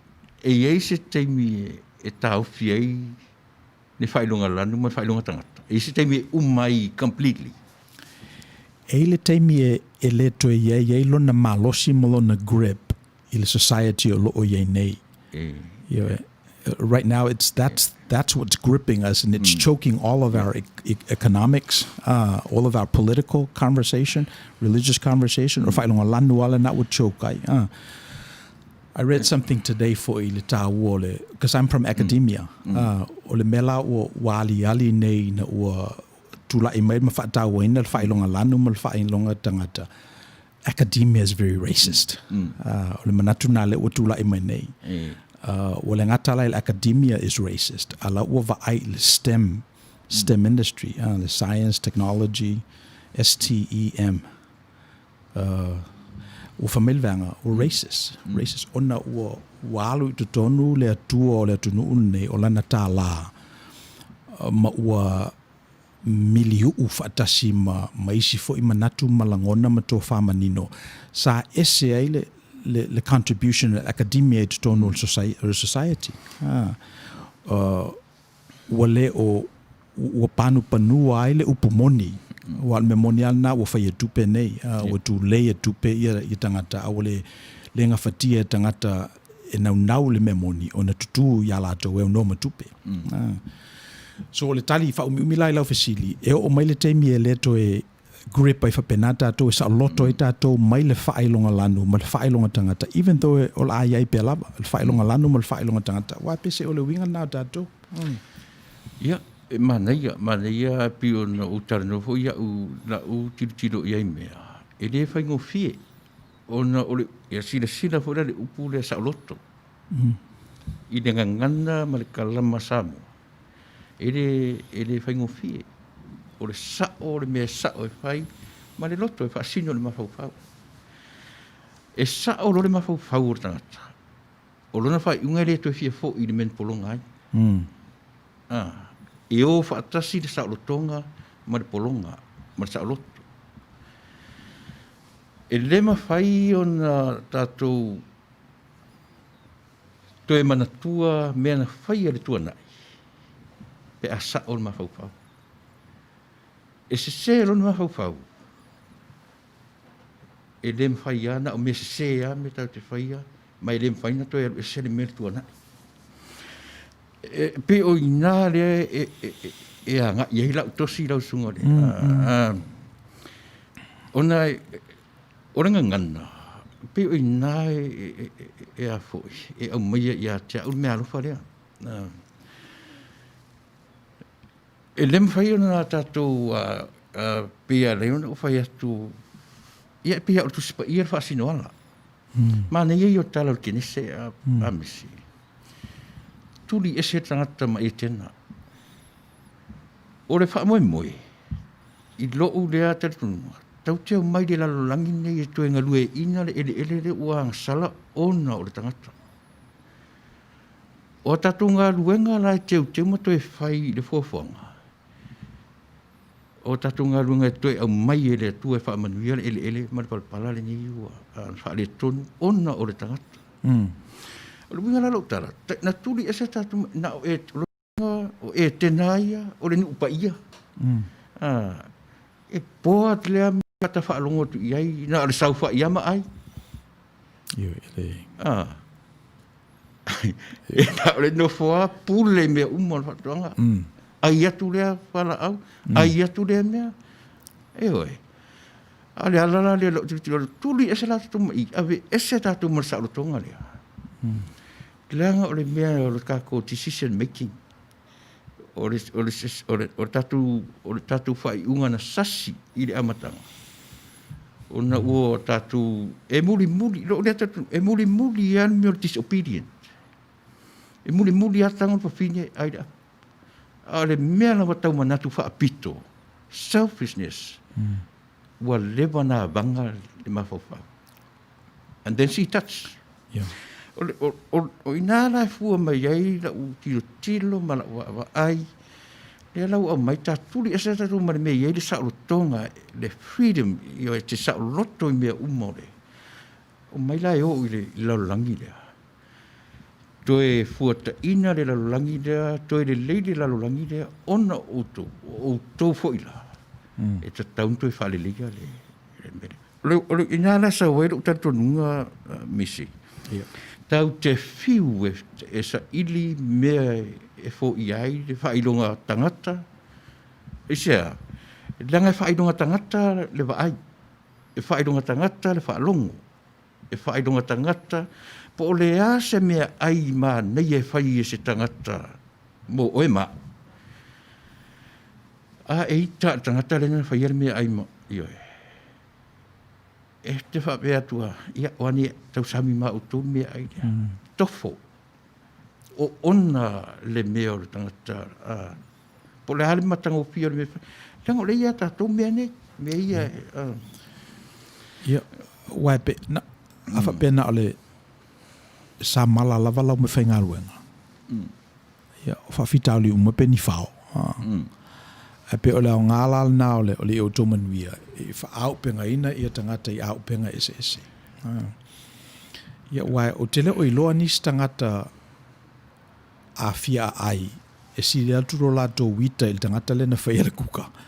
Ele ai nei lo le ele o fia mai lo me ai o le atonu sa fa yaso la o tele o ila wata mai li o le ona o tele lava ina e ben fa tu ina o control ina tangata o lo o fia mafuta ai ala matou li o ale o mafai e tangata ia matou te nuti mea fa tasi ona transcend ia le senga le na ia winga tuaina o le ala le mea nā suianga i o nā suianga i le nau ta inga i o ngā tasi lona mauli ma le finangalo le atua. Ia, nā mero no lua, mafuanga nā mana i aile, so diversity is another me whaingaluenga le oi e nei. Mena te tau, a whapelawa nā o le ngangana Samoa e whaatufunga i nei oe. Ia, e lanu fo i whapenalo lalolangi. Ai amawa ste mi ava no fa au popo i ele ingilisi, Spanish.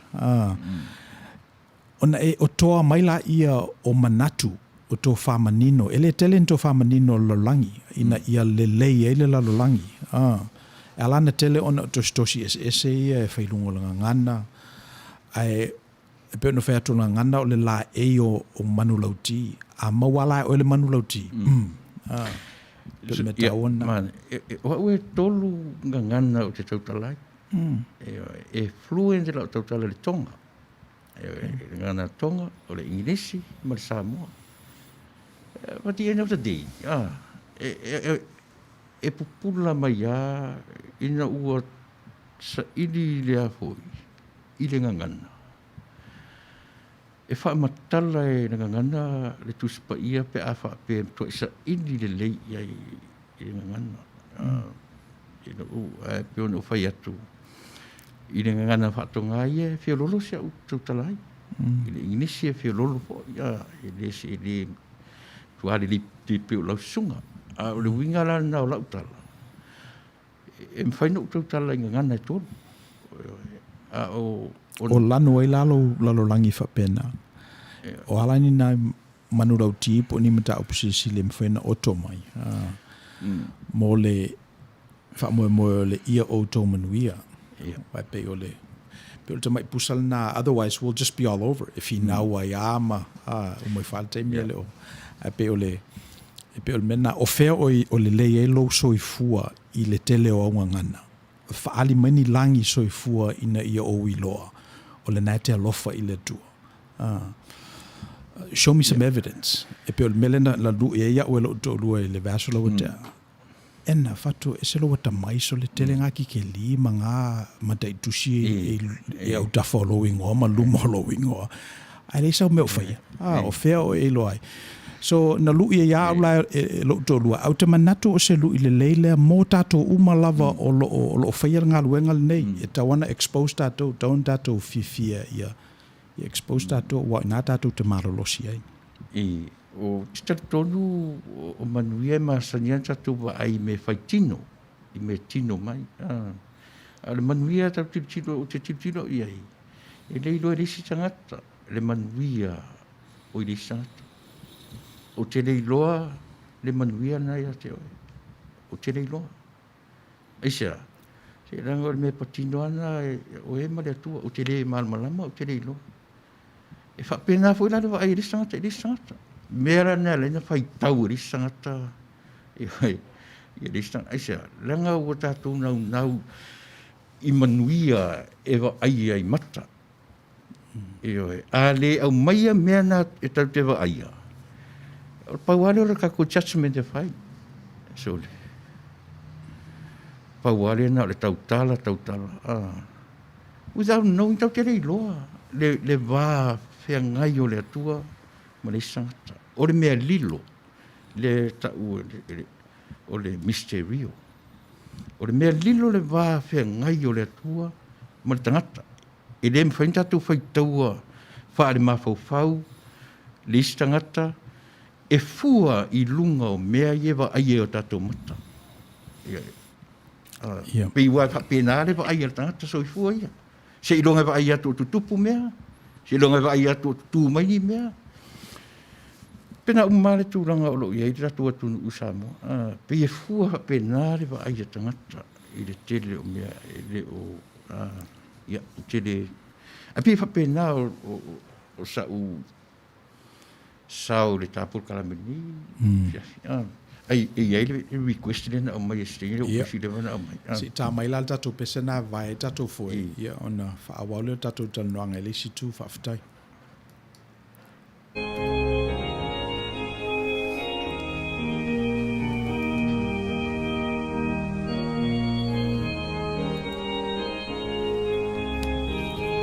La kala o hana le mai. Lalu mana jadi?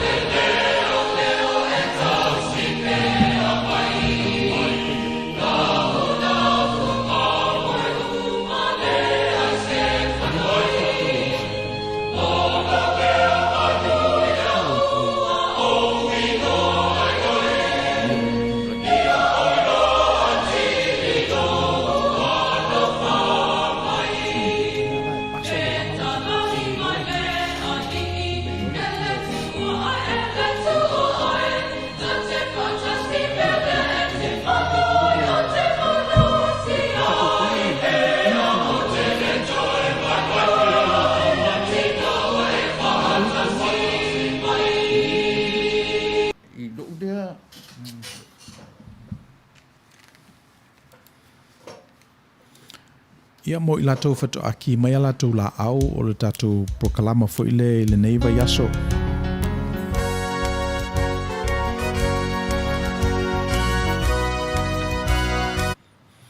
Ua whaaswawhaina o le Outou Manuia o le tatou whaapoponga fo I le neiva yaso.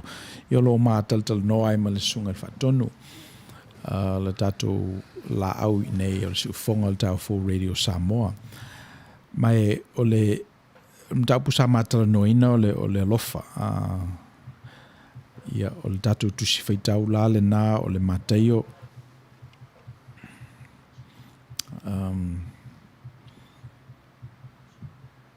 e iwa fa upo e tos fulu lima mta upo e se fulu fa upo e valu e nao lo iai ia le teimi na tupu e le lofa o le lii ina ua va ai atu i tangata o pese i ni tangata e le iso latu te itai matana no lama mal whaatonu fo i le tā ua o le tā whatele o le lofa e tawana so wape o le siala mea o te lopo o mai tau mai o le tuenga mata o pusiri le pe e whauwhawina ai ia le tātou proklama o le Outou Manuia o le process theology e pe e whapea lona pale whengai ma le modern era po le alawa i whea le manulauti e ia ona whata e process pele tua whatasi mai tātou so e ofo ilai le manatu lea o le tua o le alofa lava ia o ia te alofa iai so o le alofa la e le se point in time e be se process for elele e tala ina ia e lautele mawalunga manongi le loloto ia maafia fo istupulanga e pe o le winga le na o le upo le process theology o se tala noanga i mata upsisili ina ia loloto ia mapapa ufo ia le alu tangata so it depend lava lai a umialta to team and fanta to sinini ina ia le lofa i le tu ma le tu a le tatou wa mata upsisili le tatou wa fatutuanga e le se lofa e sili le lofa o le ofo ina tu le tangata o lona ola su ia ia na wo o puia mai tatou tusi e le fo lava se tangata moli mau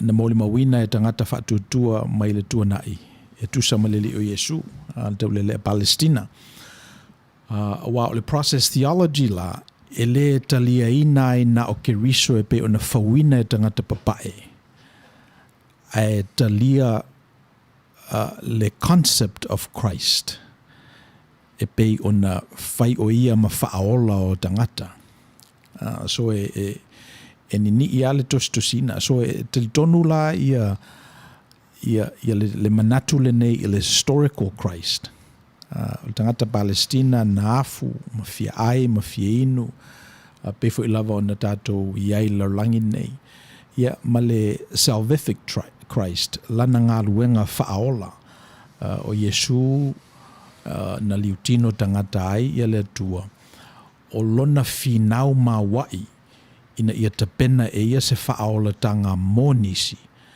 malana tapena ina o le whata manu iona to e aso muli muli malana pasiona e tulai mai eile kalesia ina ua maliu o ia e pei o le ngaluenga le nā leo lo talia ina o le ngaluenga ke riso a wane la tatou le historical Christ tatou i lola ia tele whai aperofeta na whai ala tou whata manu i nawa i teimi a pei pawale o perfeta na survive la na ngaluenga ona sa tapena le lei ia lona tina lona uso ia matangata ina tutoe i le whea pito lunga le se laulua sefuru lea o la tou nana tu whatasia le kalesia momua and then also esa le telefoi o intersections of the history o mena tutupu pe fola mana tupu pandemic i o tatou foi tupulanga ia nei foi mena tutupu na whamai ai ia le pule o Constantinople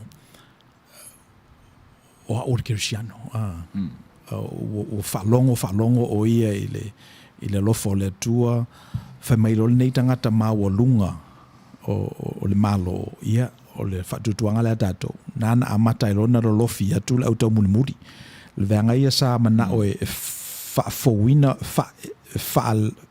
e sefeina o lato wola those who wanted to preserve their lives but once the king said whatutuanga le tatou wa sefe o mai lola ia mwhama o tatou mātou fo Kirisiano so nai quirks of history na amata i lava ona tupu whatutuanga ia ua whetau i fo ilama muslime ma tangata na ia ua amata whalana tala mai itua ia le whatutuanga pa ulo ia sa le matoe langa atu lo tangata mai le atu Europa tau mwhai e whau ia le ia le kalesia so o le winga o tala e tāua le historical Christ. E tāua fo I le spiritual Christ. Ia e pe o le mena o le whanaunga lava la o le Outou Manuia ia maua ni nai tafa ia a tele ni a tātou fesili I le unga o le tātou prokalama ma nei na e sili atu nā nei lo le tele o tātou tali le tele o le tātou mautinoa awa o le tātou mautinoa ma tātou tali ma me o tātou iloa o mena o tātou iloa a tātou tele I o ane I mea tātou tele iloa o le fesili la o le almea alaina le alane le tangata le mena tele iloa well it's survival issues they don't want to look stupid they don't want to act dumb they don't want to be exposed e le mana o tele noa la tou me whanai mana o e teo le leise me ave I lunga ia atosi fo I lava e pe sau mai I le theology le na awal e vea se manu e po ua e whai le taulanga I le tua awal e vea se me wha le tonu a ve taulanga I le tua ia wa o advance ala le manatu o le ale mea ala iona why do you let the best get in the way of doing the good mena le way if you want for the best ia e whakarikari a pe o le mele way ne le manatu ia faise me mawhai come as you are a mai pe tonu mena e whatontonu lava matatoele lo fatuno le li e whatontonu ina mea pe o isi nā tō whamanino o isi nā manu lauti o isi nā manatu o le talu fō e lo manatu e o pongi lo le kalesia ia ona si iro fo ila I o le tūlanga o le kalesia e le toi pō mala e o to uru la whai o tangata o lo o tāpua I le tua I tonu institutionalized religious o whaasi lewa foi mawai ale me leo le non-denominational ia le foi la o tūla I mai ia le malae lea ia so se mea lava e o lo iai oe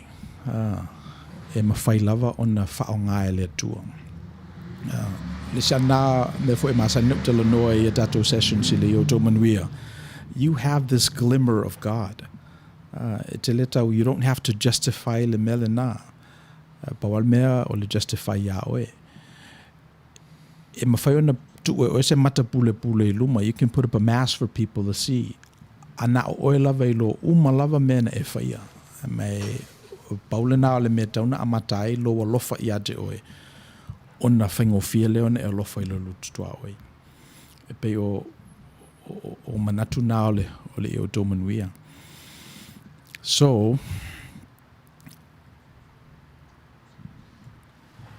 whamaile isi mele so oe ask yourself where are there people being harassed in your life so listen na a tonu ele I tupu le lofo le li e au noa ma le vaai atu I tangata I o tu lafo ina a tonu ele nofo pu eia o ia I le lofa ana le se I vaai atu I tangata I pe o le iso latu te itai o na whairo leo fesili o fea o iai tangata na I lo soifua malawola where are there helpless people in your day-to-day life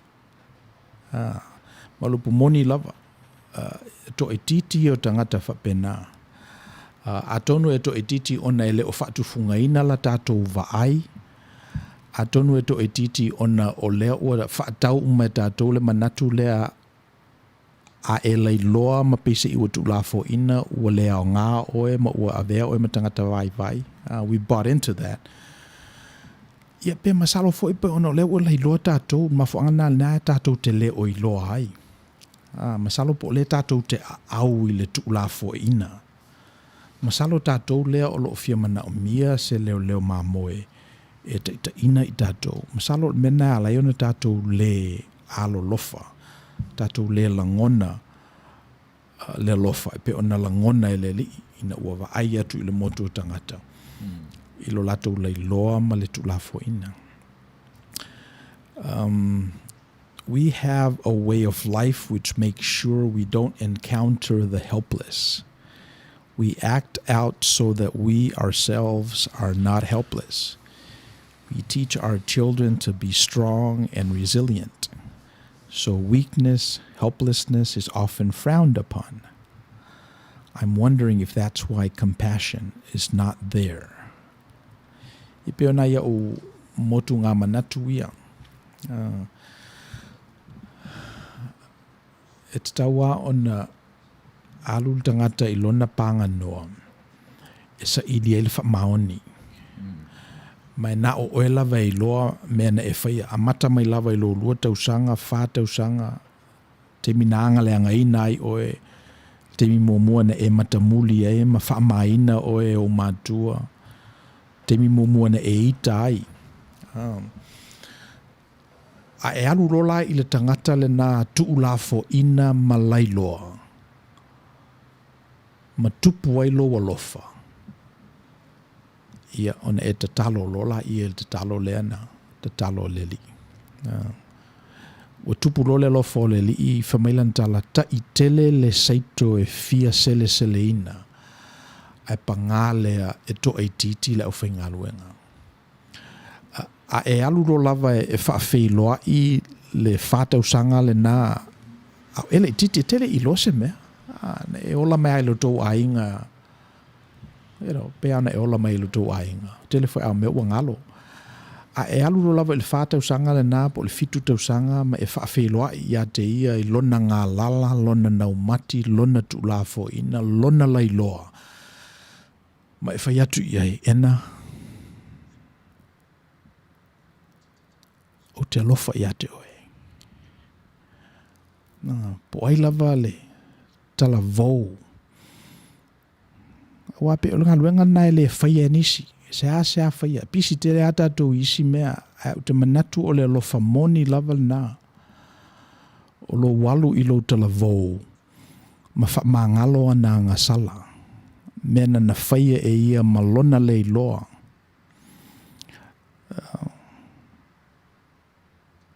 Whamtalaina so ofo I le tala lea. Tudia o lo ta mai. E whataula nau tu whanga. Whale o loa I ua. 5% tau o le pepasikaleti. Mai le tala o alu o mai. O tangola ia tanga le lufu 5%. Ia ai ave le lufu 5% na tutoe ma le tu whanga I le to ina. Ia whaitau I to ina. Ia ele atoa. Mai o feo I ele sui. Lele atoa. O na whaiatu la I o lo. Masalo po valu tau sanga. O fitu valu tau sanga. Pawana mena mai e whatau aloa. Ia si ilo e lo ta maal telefoni. Vala au lo whatau aloa. Usa lo o atali ele atol sui. Mai te nenana watu uma I ele 5%. Ia ua malo a I lo ta maal whatau aloa. To e sawala I o le teine. Au mai leisi 5% e wha ato e 5%. O inana o I loa ai le angal me lea. Waila le vave tele o nei loa. Ia se wha ale le lofo o le tua. E se le tele o ia whalapa putonga na o teu tupe ia teu sanga e tele. E na mafua mai na o I loa le se o le me lea. O le ave o tupe. So, o le mela o whamtalei nai tala na o te tauan tātou mawhai o na whaia umalawa ngā luenga na o le toe fo'i I le fitu tausanga lea le tamititile sa whaile me se pe maua pe le I maua. Ia e tauan tātou whawhailoa I le titi nā ma whamangalo ia nā ngasala. Tupulo wa lofa I le tangata le nā fitu tausanga lailoa tu lafo ina. Whamaina e tangata. Ia ona whaingofia la ia ona e stepuanga I luma whaingofia na e loa na whaile me tau na whaing. Ia whamelo leo le li ua vaia tu nei la I le leiloa tangata. Tulo le I ona soo. Tele le seito e sele ina. Ai le lava lau whainga aluenga. O le mea lea o lau dou te talo. O lau te talo fo e nā. I auto wole atu I le ana le seito e sele ina. Nei au main whainga aluenga. Ia main tangata e sele il seito. So, fast forward la ila tātou mele ia nei tātou, ia, o te manatu le ua tele a ia malaya sel sai to, o fisiri la o le ale le ngā luenga, o le tali, o le whalau te leina o le malo o le atua, o le whalau te leina o le pule whaatupu a le atua i le loto, manatu mawhau, ma le tino o le tangata. Me nana sa wele li, o te manatu o lana wala au fu nai lana e kalesia. Mai ele o to e utua na o e kalesia mautu institutionalize. Ia le finangalo leo le tua, ala ua no fale sa tu ia maa. O le fo ia ua latu i lea platform o lea platform. Pawal me ia lau iPhone e utu iai. So, and that's why I'm excited. Mena le o fifia e ma pe e whataua ia au le platform le nei. Ona e ma whai lava e sta mai whaiwhi au le titi. Lona mawhau e pe o au. Ona avatu sa upu. Ona peila i o se maai tono o se pond. It ripples. Ia oa o le winga le nao o malai nei. Alo wafo u whale tonu ia. Si toso mai ale la unga na le Misipouena le Outou Manuia. Ia uni la susfurfitu, lusfurfa. Ia ona toe la langa ai fo ila e ma toe whamanatu. In mafu anga na lain whai tātou. Ia tui o lau te wa ai atu peinia tātou fesili mai la tātou au whaafonga. Ia pele ai o lau talatala no alvaenga.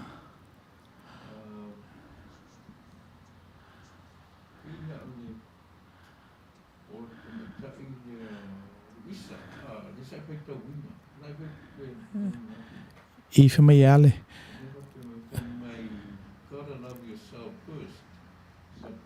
Yep. Well, so amatai ina. And when you say hard to do, well, it depends on your level of analysis. Because e pawala me le whaonga senses. It could be a nice music. It could be a glass of wine. It could be reading a book. Lisina ume e salo fifia ia o te whaitau dusi nā mata mea le nei fo I habit o le ti o te mawhai ai. E sini te me whaitau dusi ai. I put others first, but me always last. Oh, yes. Ia o la autu ai le whamai ia Luisa. You can always do that, but add to that, le me lea whai atu ai. Whamomua oi, you have to take care of yourself. In addition to taking care of others, because o lesi nā mea, e te le mana oe, e te pena alopu momo, and everything else is falling apart. O le mafu anganai le mawhai e tātou Samoa, o na leisa tātou ko meni me e tutupu. E se ala na le susunu o tātou whale o lo, o le lu te tangata, o le hoi tangata. Mai a tātou whaine lai le mele o whameo le defund le police. O se mea matau tia tele le manatu nāma le manu lau til nā. A tonu e leo le winga o latou tala ia ave ese leo. A tonu le winga o latou tala a whapeo le paketi e whasa fulu miliona. I le tausanga, le ame le tos fuli mai miliona mo le leo mal fire. A ave le si 5 miliona e whai ia mea au tala vou. Ta pena ia prokalama na mo tangata. I think o le winga na le upu defund the police. But right off the top, it's a very... it's a finger down manatu na a whapela le participate tātou mawhaina tātou komeni masi o tātou lima. Yeah, the thing around us will fall apart. So ele mawhai alau na e alofa na o oe to atasi at the expense of the collective. At the same time, for ele mawhai ona you can't lose your soul. I me whai tele ia. And I have a really vivid example in the mena o lo te masa ola me ale kalesia. Au te mana tua ina ale te mina flip to ina. Whamito ina, you know what? E wha a wau pele kalesia. Ale lau wha sanga e wha a onga lau whanau o mai mātou I whafo. Ia to pepe ale au lotu I e whai ma le kalesia e alu. I think that was a transformation and pivotal point I lona o langa. Leo o whanau e mātou whanau I nei. So I think on mena tauna whai umai tangata at their level. At the level le maoni ai ma mama fai el tangata ona fai, and they're willing and they're doing. Wa ese ale le filoki la ko ia ese ale le theory. A fatino lo ia fingata. So ese ale le level of fatinonga. Okay, ese si mea, ese si tosi. Ne, ero ese mea te Okay. Yo. So o le tele io tu singa leo watu la mai nei self-care. Care mo mua oe ia ona fato ai loa ile ia e ilolo a le vana ia tatu kanona ia lofa ile tua lofa ile tangata ia pe ona e lofa ia te oe so pio de tasina me tatu la iti mai ia o vai mele le lofa ia te oe me huia te mana tua o uta ia vele pio tasile me tu leia fai o mea onga fai mea onga tu sa pete le tatalo i le atua ele vai me le atua e te ngalue e te help ia oe helping yourself de lofa ia te oe ino o mawhaile tangata ona ele se mea foula ele se tosi fou o le mea tatu la iti mai a o uma na o tatu. E pe o me fule le e langa pe o usa ula mai mo extended family. O le mafu fonga a mata mai ai a se fo i e awani i tatu a fatari di fatununga. Awani e fatari di fatununga. Tau fai e fatino le ngaluenga. E fia manuia. Pi o nai me yaso nga. E fia manuia. Aua te fatali di fatonunga. Io e. Aua se iro ngai fatonu o me fai. Tu ua mai lea onga, ai ua i loa le me so. E le tau fatonu. Lera i le upu lea tatu Samoa. Se o le tamata i le fatonua. E a fua mai la mena o le a foi. Ua e loa i a laulava me te savani e. O lou fesoa soani fo i nā ia te oe moruru mana. Io e. A i le mwhaina e hea pinga oe lava. Io e. Pe o le winga nā rau tala i le se mea fou me mea lea. O le mea ua lewa dato wola mai ai. Io e. Ia i loa e le tama ma le teine. O na ola fo le tau whaatonua. E le tau whai atua se whaatonunga ia te oe. O lo e whera mele o le whai mea onga. Te mana tua misi aso i o ulai titi na matu a inga sawai. Tala le ar tangata sana wa aia pei o le tangata o mtua sawala. E whato whaatino a whasinga o matu. I le teimia tau i le umu. O le umu o matu a inga pena wha wiki kia pei o le ta miro le a ta ui. Te le. Te le langa o le extended family. Tasi o ngā umu e. Whawhangai a inga i lima. Fwai whale lima. Te ora to inga o langa lana ora mai o le whale a onga po iana o te tino ia. O le tala la le atu whai mai se. Whaanongo tu e asa le umu. Ia. Whai mea onga. Whai mea onga. Ia alu e pia e onga. Ia boi te ari mea o le e pei o le so o le whausanga lana na au mai. E le na o le wha moe e tatalo i le atua. E au mai le poto. E whai mai le tala te malo le o sana wa ia mātu i aso. Wai, tu sa pete le tatalo i le atua. Ai awa ai mai le atua e te le lei le whainga o tātou whi. Au mai tō anga whai au mea onga. Ai le o le talo sanga moni elena. Ai le o le sanga moni elena. O le align o lo mauli whaatasi ma le finangalo le atua. Whaopopo i e malau laa. You add in there your action. Ele o le tatalo wha maoni e lana. Wa lesi mele wha meita to le tatalo. O te le ilo. O te le ilo.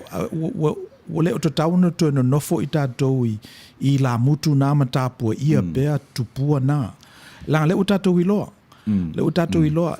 E le o tangata uma e whai mai leali ia leali ie. E o i le langi.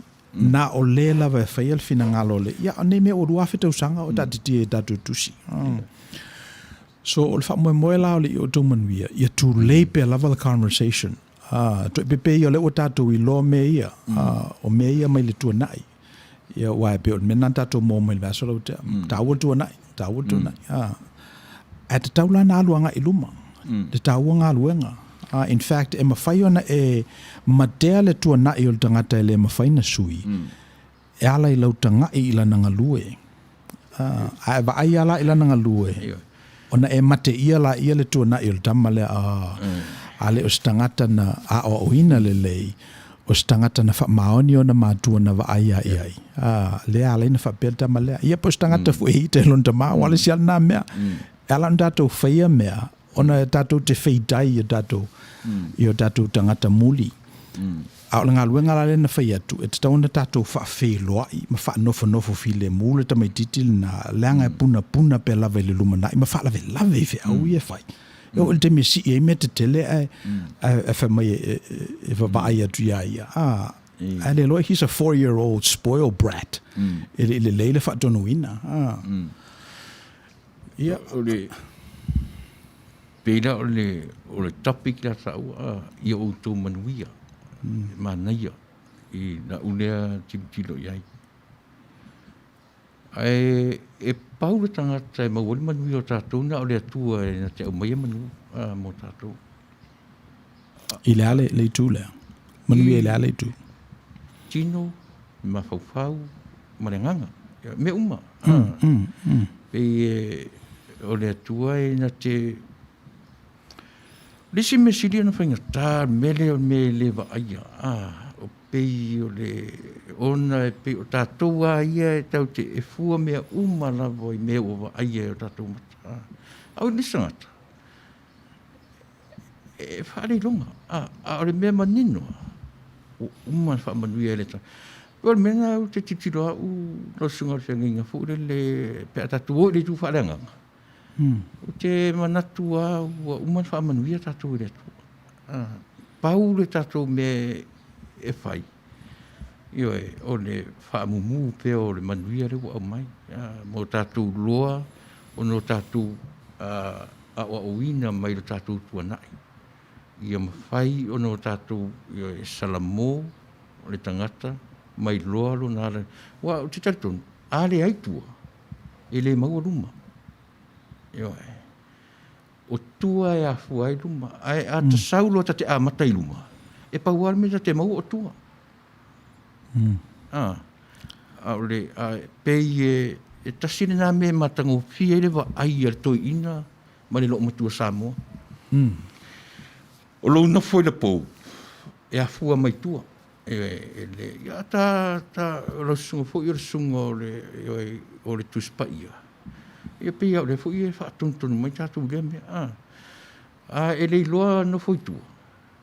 Ia e tātou te... Taipi fu le upu lea tātou... Mele te fia e le upu lea o le maulalo. Ma le maualunga. E le se upa sa mo ta u se maualalo. O le maulalo. Mo a ula ala o. E le sao le upu na o le maualalo. E sea... E te lei lolo maulalo. Tātou te lei lolo no foi lalo. E le se tai me whaai aina i tātou. A tātou a mata mai loi lunga. E paule me maua tātou. Patatu i lalo. Whapena uma marimele o tua. A tātou lei loa a ngaru lue mai tua. E le mwhai fu i tātou maua lunga. Yo, wa taulana na Tesla mel na. Langa o vai au i tangata mai au sa o ai dunga. Yo o le mele e wa foi lana tosi le tafsi le faile le langa upuna o le ala le pule le tautua. Tosi le tafsi le fai wailo atu tangata na le mai au pule le tautua. Fa mai le tafsi faile ai o le tautua o le pule lava lea. Pe o melana o le o ye nei le tal noanga so asala tangata Samoa ele ia tal noanga ma sau fai mai o le ala le pule tu alu tu e fo ai pule no fatula ia le walu lumal tatou sa o man to so tele me le pule o le tautu alna so e pe mena le we ne le tala noanga mai sa ele te mina fameta ngata e sala falafala la lang sa ele te mina fameta ngata o le la e wa fa mai o le la ta milo le la lang le o ngata tonu na fa ele tu ya usui but yet to laugh mai tatu ele woso le la le woso le la o tona a volta woso le la o ta milo le la le fo ta milo le la ya fatto familia foi bafa pero if this has to be fun too o le mena e tawa ya o nei la sunga feni o fa mo nei por kalam to draw the attention o tangata e a foi o te matawina ia leo te tilo i tangata se ia vanga na ua ai me tangata i se mea fo le mai le latu attention pe o le winga na le o tau fai ia o te pia matu ia te ua ia o te le o to pel a le taimi ata te tala noa fo le pei langa mana tu tanga wa lunga iwa le kei doi okay o le taimi ata pe o le take ti pei foi le nga vai le mai o le attention tanga esa o le asa me mo mai il ko lua le la se manuia pe o le winga na le no piyama nothing else and I welcome that because pe o fawina na malai lea if mata fo iron sharpens iron so o te lo foi pe sa ona ia o mea tu ai paule me o te lo ese lo foi tau tusi ese lo fia i manatu fo ma so stemi lava malosi mai se manatu tuai o lo fia ia ene lo fia ia se tanga ile men I think or fatu funga inal na o so foi te mai tangata ia le la unga le afu ale matai na lu ave si ave si tele lo posa vo ipo o upu ia matai le no fa no o mer termine mai caro fai ua o mai bala au le tua asa nga alu ia maua so upu a ho ia ai ta oto mai o nga e fai ma fale a ongai ma tu mar tu pulanga la wao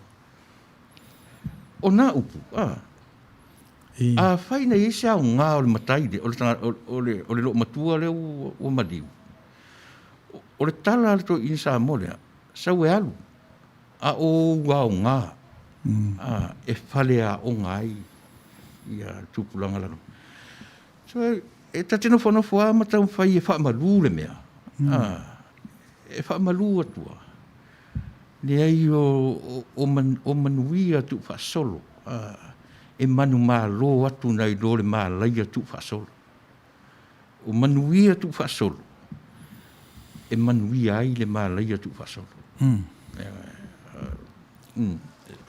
Pie ma te le tate ia wai o te lo la pe sa po so i fual matai pe na fa ia dala po walu foi ia o le video le te mata matai o le video le so wi na alu atu mai o wa nga o maleola o maleola tanga o mea ni mea le leina fai o le winga o tala o ha mea le leina fai tinalia fa au nga a wa o le mea manino la e le se tangata so i fua ma se tangata ola e na te le i fai se mea se se o le tala la to ina alu ma mea fale tonu atu mai mea le leina e fai e fale a onga ia tupulanga o le i naso ele ngalu leo o fati nei ta o le artificial intelligence e ila lona winga le na e a mai o ngā nei lo mo e whawai le melea ia ona to e lupla ia o leo ngā e whanau mai le whaonga ina o leo ngā lea ina ia le leia tilia ya le tautua le masini le wal masini artificial intelligence so o ve le name o leva nei o tatou tangata ya le o ta pena nei la technology ne o e tatou mai o mai le taimi e mafaufauina ai manatu taua e masini e se mai nei lo tangata a pitusile ala ona ala fo ai ne e tatou pe fa pele fa ta ia e tatou le mele o le mafaufaunga a while mena so there's or maybe sina fingata o the general artificial intelligence a bela vai esse specific artificial intelligence if you mena na pokalama lava o le mealu o no de te fanga ina le upu artificial e faina e fa lau te le upu le artificial intelligence artificial le pe le se me moni a pe se me ngaosi mai se masini po se se mai nei lo na source ai fo sila fo le mele te lu fasanga lo mana tu pulanga ya tamai le mele le computer ai teleton po le ai o le computer le memory of computer e sidiale le potortanga e sidiale potortanga langa fo i se lo information tu ona tai tono computer e sau fo ina I fa fo mese la sau si da la le fai fe au le tala fo le olo I papel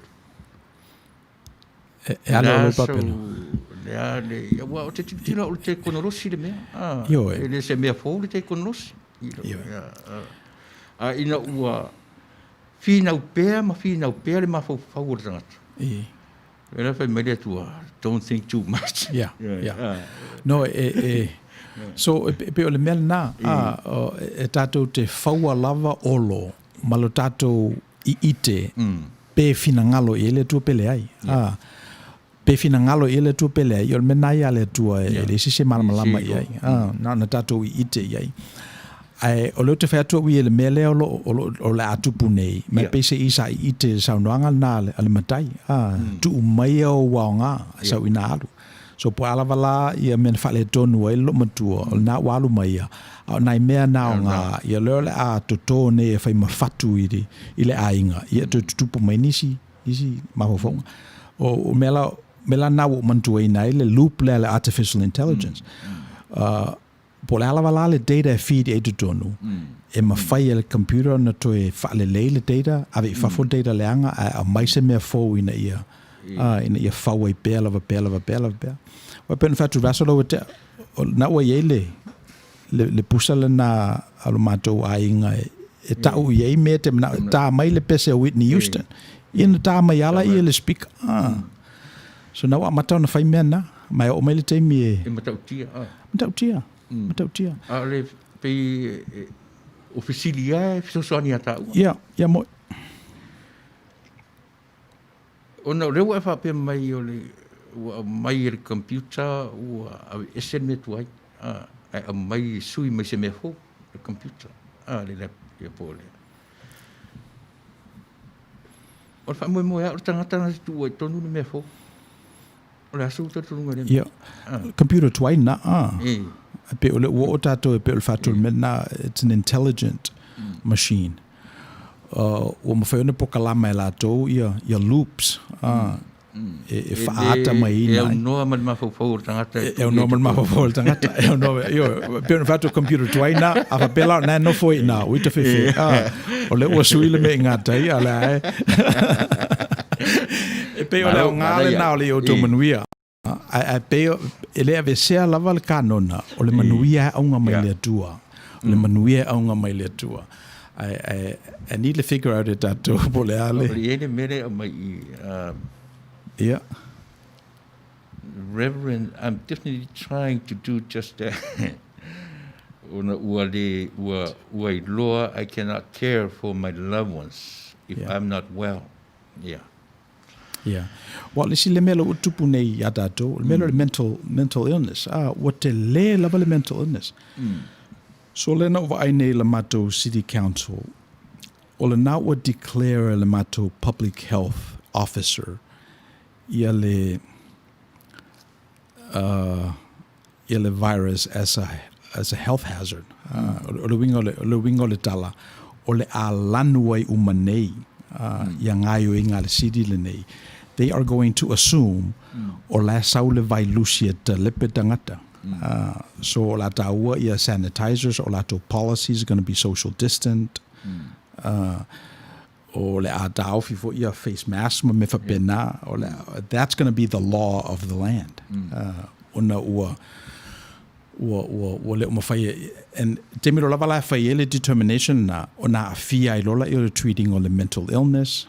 Ma mea lava incarceration. I better step mo na. Ona e pese I o le o iloa le tangata ona care for himself.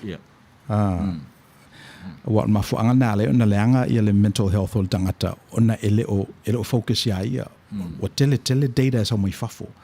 Wa vanga ona mafofo o le take care ia na fuala au o le vaila na diet o le tausi fa'alei ia lana tausami lana exercise lana moe something simple as that afa pe ele mafai o ona kiki le habit le o le faitau o le Facebook I po uma ele lava lo malolo ana mela iti fa pena you need to take care of yourself.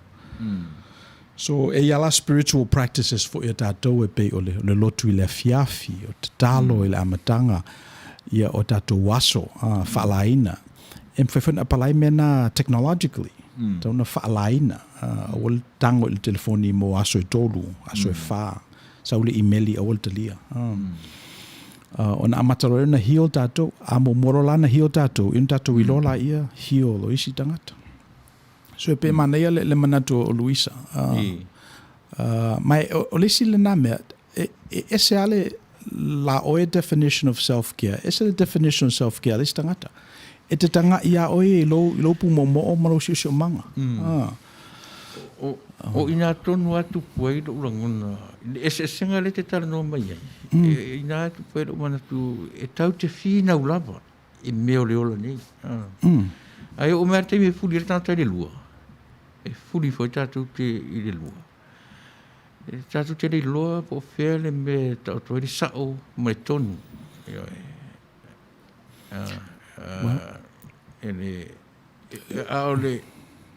O le naturai o mena whaia. Ona o sense sia ta te tala no ai. E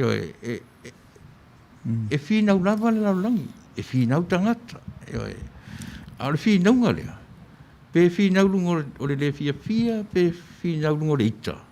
Po le harto I ngā whina ai. O le mea sili ia whanau mese mea le lei. Ia whanau mese mea sili ea o ina ai e le ngata. Tangata ia whina. Aia o ina ai tangata ia mata mai le whina unga. Tasi le nā. So e pe o le manatu na you have to have a life that's meaningful. E pe o le manatu na o te leo whai atu I le tau mawhai e whaafia. E se le mele nā. E se le whaafia. A me leo te whai atu ai, i se mafu anga e ala ona e usu I le tai ao. I se mea pese e lo wanganga. Se mea e whaafanga whaoina o langona I lau pale whengai ma le atua, I lau savali ma le atua. A meaningful life. O le mena leo lo tulituli e le Outou Manuia. E leo tulituli se easy life, happy life, life without problems, life without discrimination. No, e leo mena le tulituli. Me le tulituli e le Outou Manuia. O se o langa e umaifo, tōlau manawa. It was life worth living. It's a meaningful life. Tu sala pe alu alua, pe inosia tangata, pe upuia, pe polonga. But it's a meaningful life. Mana tua foi. O oe ma o tangata ola. O le wha moe ana so si tangata. E tau lai mua ala na wa ai ia te oe. E tau lai foi la wa ai ia te au. What should I do in order to bless this tangata? What should I do in order for me when I go down under 6 feet? O lasa me lena upaya. 1. Pe afe mafe me whale tonu. Ai mafau o tana taulo ia. O le ase me tā ua se tasi. Ia o woti. Ua mawhai o na au ngai li sangata. I lea ngā le te ia po la le te leo mea tatu whioti. Ai le o mawhai o na mawese mea ngā li sangata. O le whamoimoe a ia benefit li sangata. O a me tau te whaia. Io le lava e tau te iloa e mua e mua e sa ili. Mo lo lava manuia. Amata mua sa ili a pule e whai atu. A o one ina whai se whina ngai mea ia. Tau te whioti whai lalo, pe amatai a oe, pe amatai risi tangata, pe amatai a teau. Ele maua e tātou le tonu. Pau ale mea o te tari tonu. I o tātou talia le mea alofa le atua i ate oe, ma le mea alofa o mai a teau. Awalani i o tātou whina wina. E sa o le mele i a teau. E se le mele i ate oe. I o talia. E tā ua le mea te whina o mai ai. Ia e talia fo. E tā ua le mele o te taumwhai atu ai. Ia ngā rulu e whaatasi mea. O ina o le ngā rulu e whaatasi o mea. E si tia whaatasi e tātou. Ai whi nauro nā te le me e sa o le pointe o te abatua. E sa o le mele o te abatua i ate oe. A o le mea fōle le tātou te tiro whaatasi ai. Lea sa ngā nei mea tātou te whaia for other people. O le tātou sa ili manuia. E wha manuia fo i tātou le atua. Aisa, lang o le fi silisia mane tu le tau te fi nau. Tau te fi nau mo le mo i tātou lava. O le memanino e manuia i stangata. That's the bottom line. I la u le te tau te whioti folo i lalo, te olo i lalo le lua. E le ai ma se mea o tātou oama ave o tātou waunga. O inala te le fesili. E fesili ngia ai tātou. Ma o tele ame whape o tu lai mai. So, e iei le mele o lo o tupu nei. O lo iei le ngalu lea o lo o fati nei i atatou i Amerika. O lo o tilo nei le vaenga i e te tee. Vaenga i e the critical theorists. I whaaurulunga o industries ma academia. Ma i latou ata mamai. Ona whamaile o latou tala. Wale o tō work le mena. Wale o tō work mena. Aise alanga ua tō tele tangata ua tō la whai malai loa i o tō mea sa whai. Na utanola i titi le mele le vasolo o te ina ua whamai i a Friedrich Nietzsche. I le afe valu se lau fitu ono el nasa i elto ina na uoti le tua. Ola na tilo faa filoti le na i le modern movement. O le modern movement la ua ia i mātou tali. Faa fete i lava o mai. Whamairoa Nietzsche o ka fe la uoti la le tua. Leanga o le tua e elo na misterio. E elo na what's nextness. Ale ua tu la i mai le movement a tangata whamai ua mātou i loa me uma. Ia amata rin wha solo le oti. World War I, World War II, Stalin, Hitler, Cambodia, Vietnam. Ia pomu e tātou, Hiroshima, Nagasaki. So, masalo e ova mal se lau miliona la wha e tangata na whano ai. Ma atonu Eleni numel te tele na, but 100 years ago, it was a big percentage of the population. O le mela lea lo wa tupu nei, lea ua ui le mai. O lea ua whai mai ia tangata ia, wale o toi ese meta o se master narrative. So we live in a postmodern society. O le ngalu fo il nā leo na tuto tasi malo Samoa. Le post-colonial. Wa te ia o whamei tangata se tuha leanga le mea koloniali au mai alo mātou sa olotonga. Au mai a mātou me nuti e mātou. Nā leina na tuto tasi tātou. So o le mela na le o tupu nei, le whatoa a matalana na tupu i Amerika, wa Amerika sa tight lava la laku control I mea, sa valia I latou le nei society fa mai oe sa o loto tangata uma e le eise whailonga lanu, a whailonga lanu oe sala le tula fono, a muli ane, wa e tu tangata le result o mea ia. Ele o le lei ali so le li. So e mo ia la mana ia la latou tala leli ie. Ai pangalea o le mela latou te whaia. Ele o whaailoa mai ia ise democracy e whaatawaina o mai tangata across the board. Mena le o spill e nel malai. Le walai ona ono o mea ua matua fiua i wa a tātou tosni ni ila o le tu le tameti kolisi. Tameti kolisi e ua ne latou kolisi te lima sifuru afe tā la latou ai tā lafu. So po whela wala le fe elima le lenga luenga ina wei u kolisi. Ia ele mawhai au na tuli le nei avenga mamafa. Ai alu foi lai le master's degree e o mai fo se lau afe tā la. Wa tili e ia ona eri le tuunga mau e tau ai nei tameti nei. Ana tameti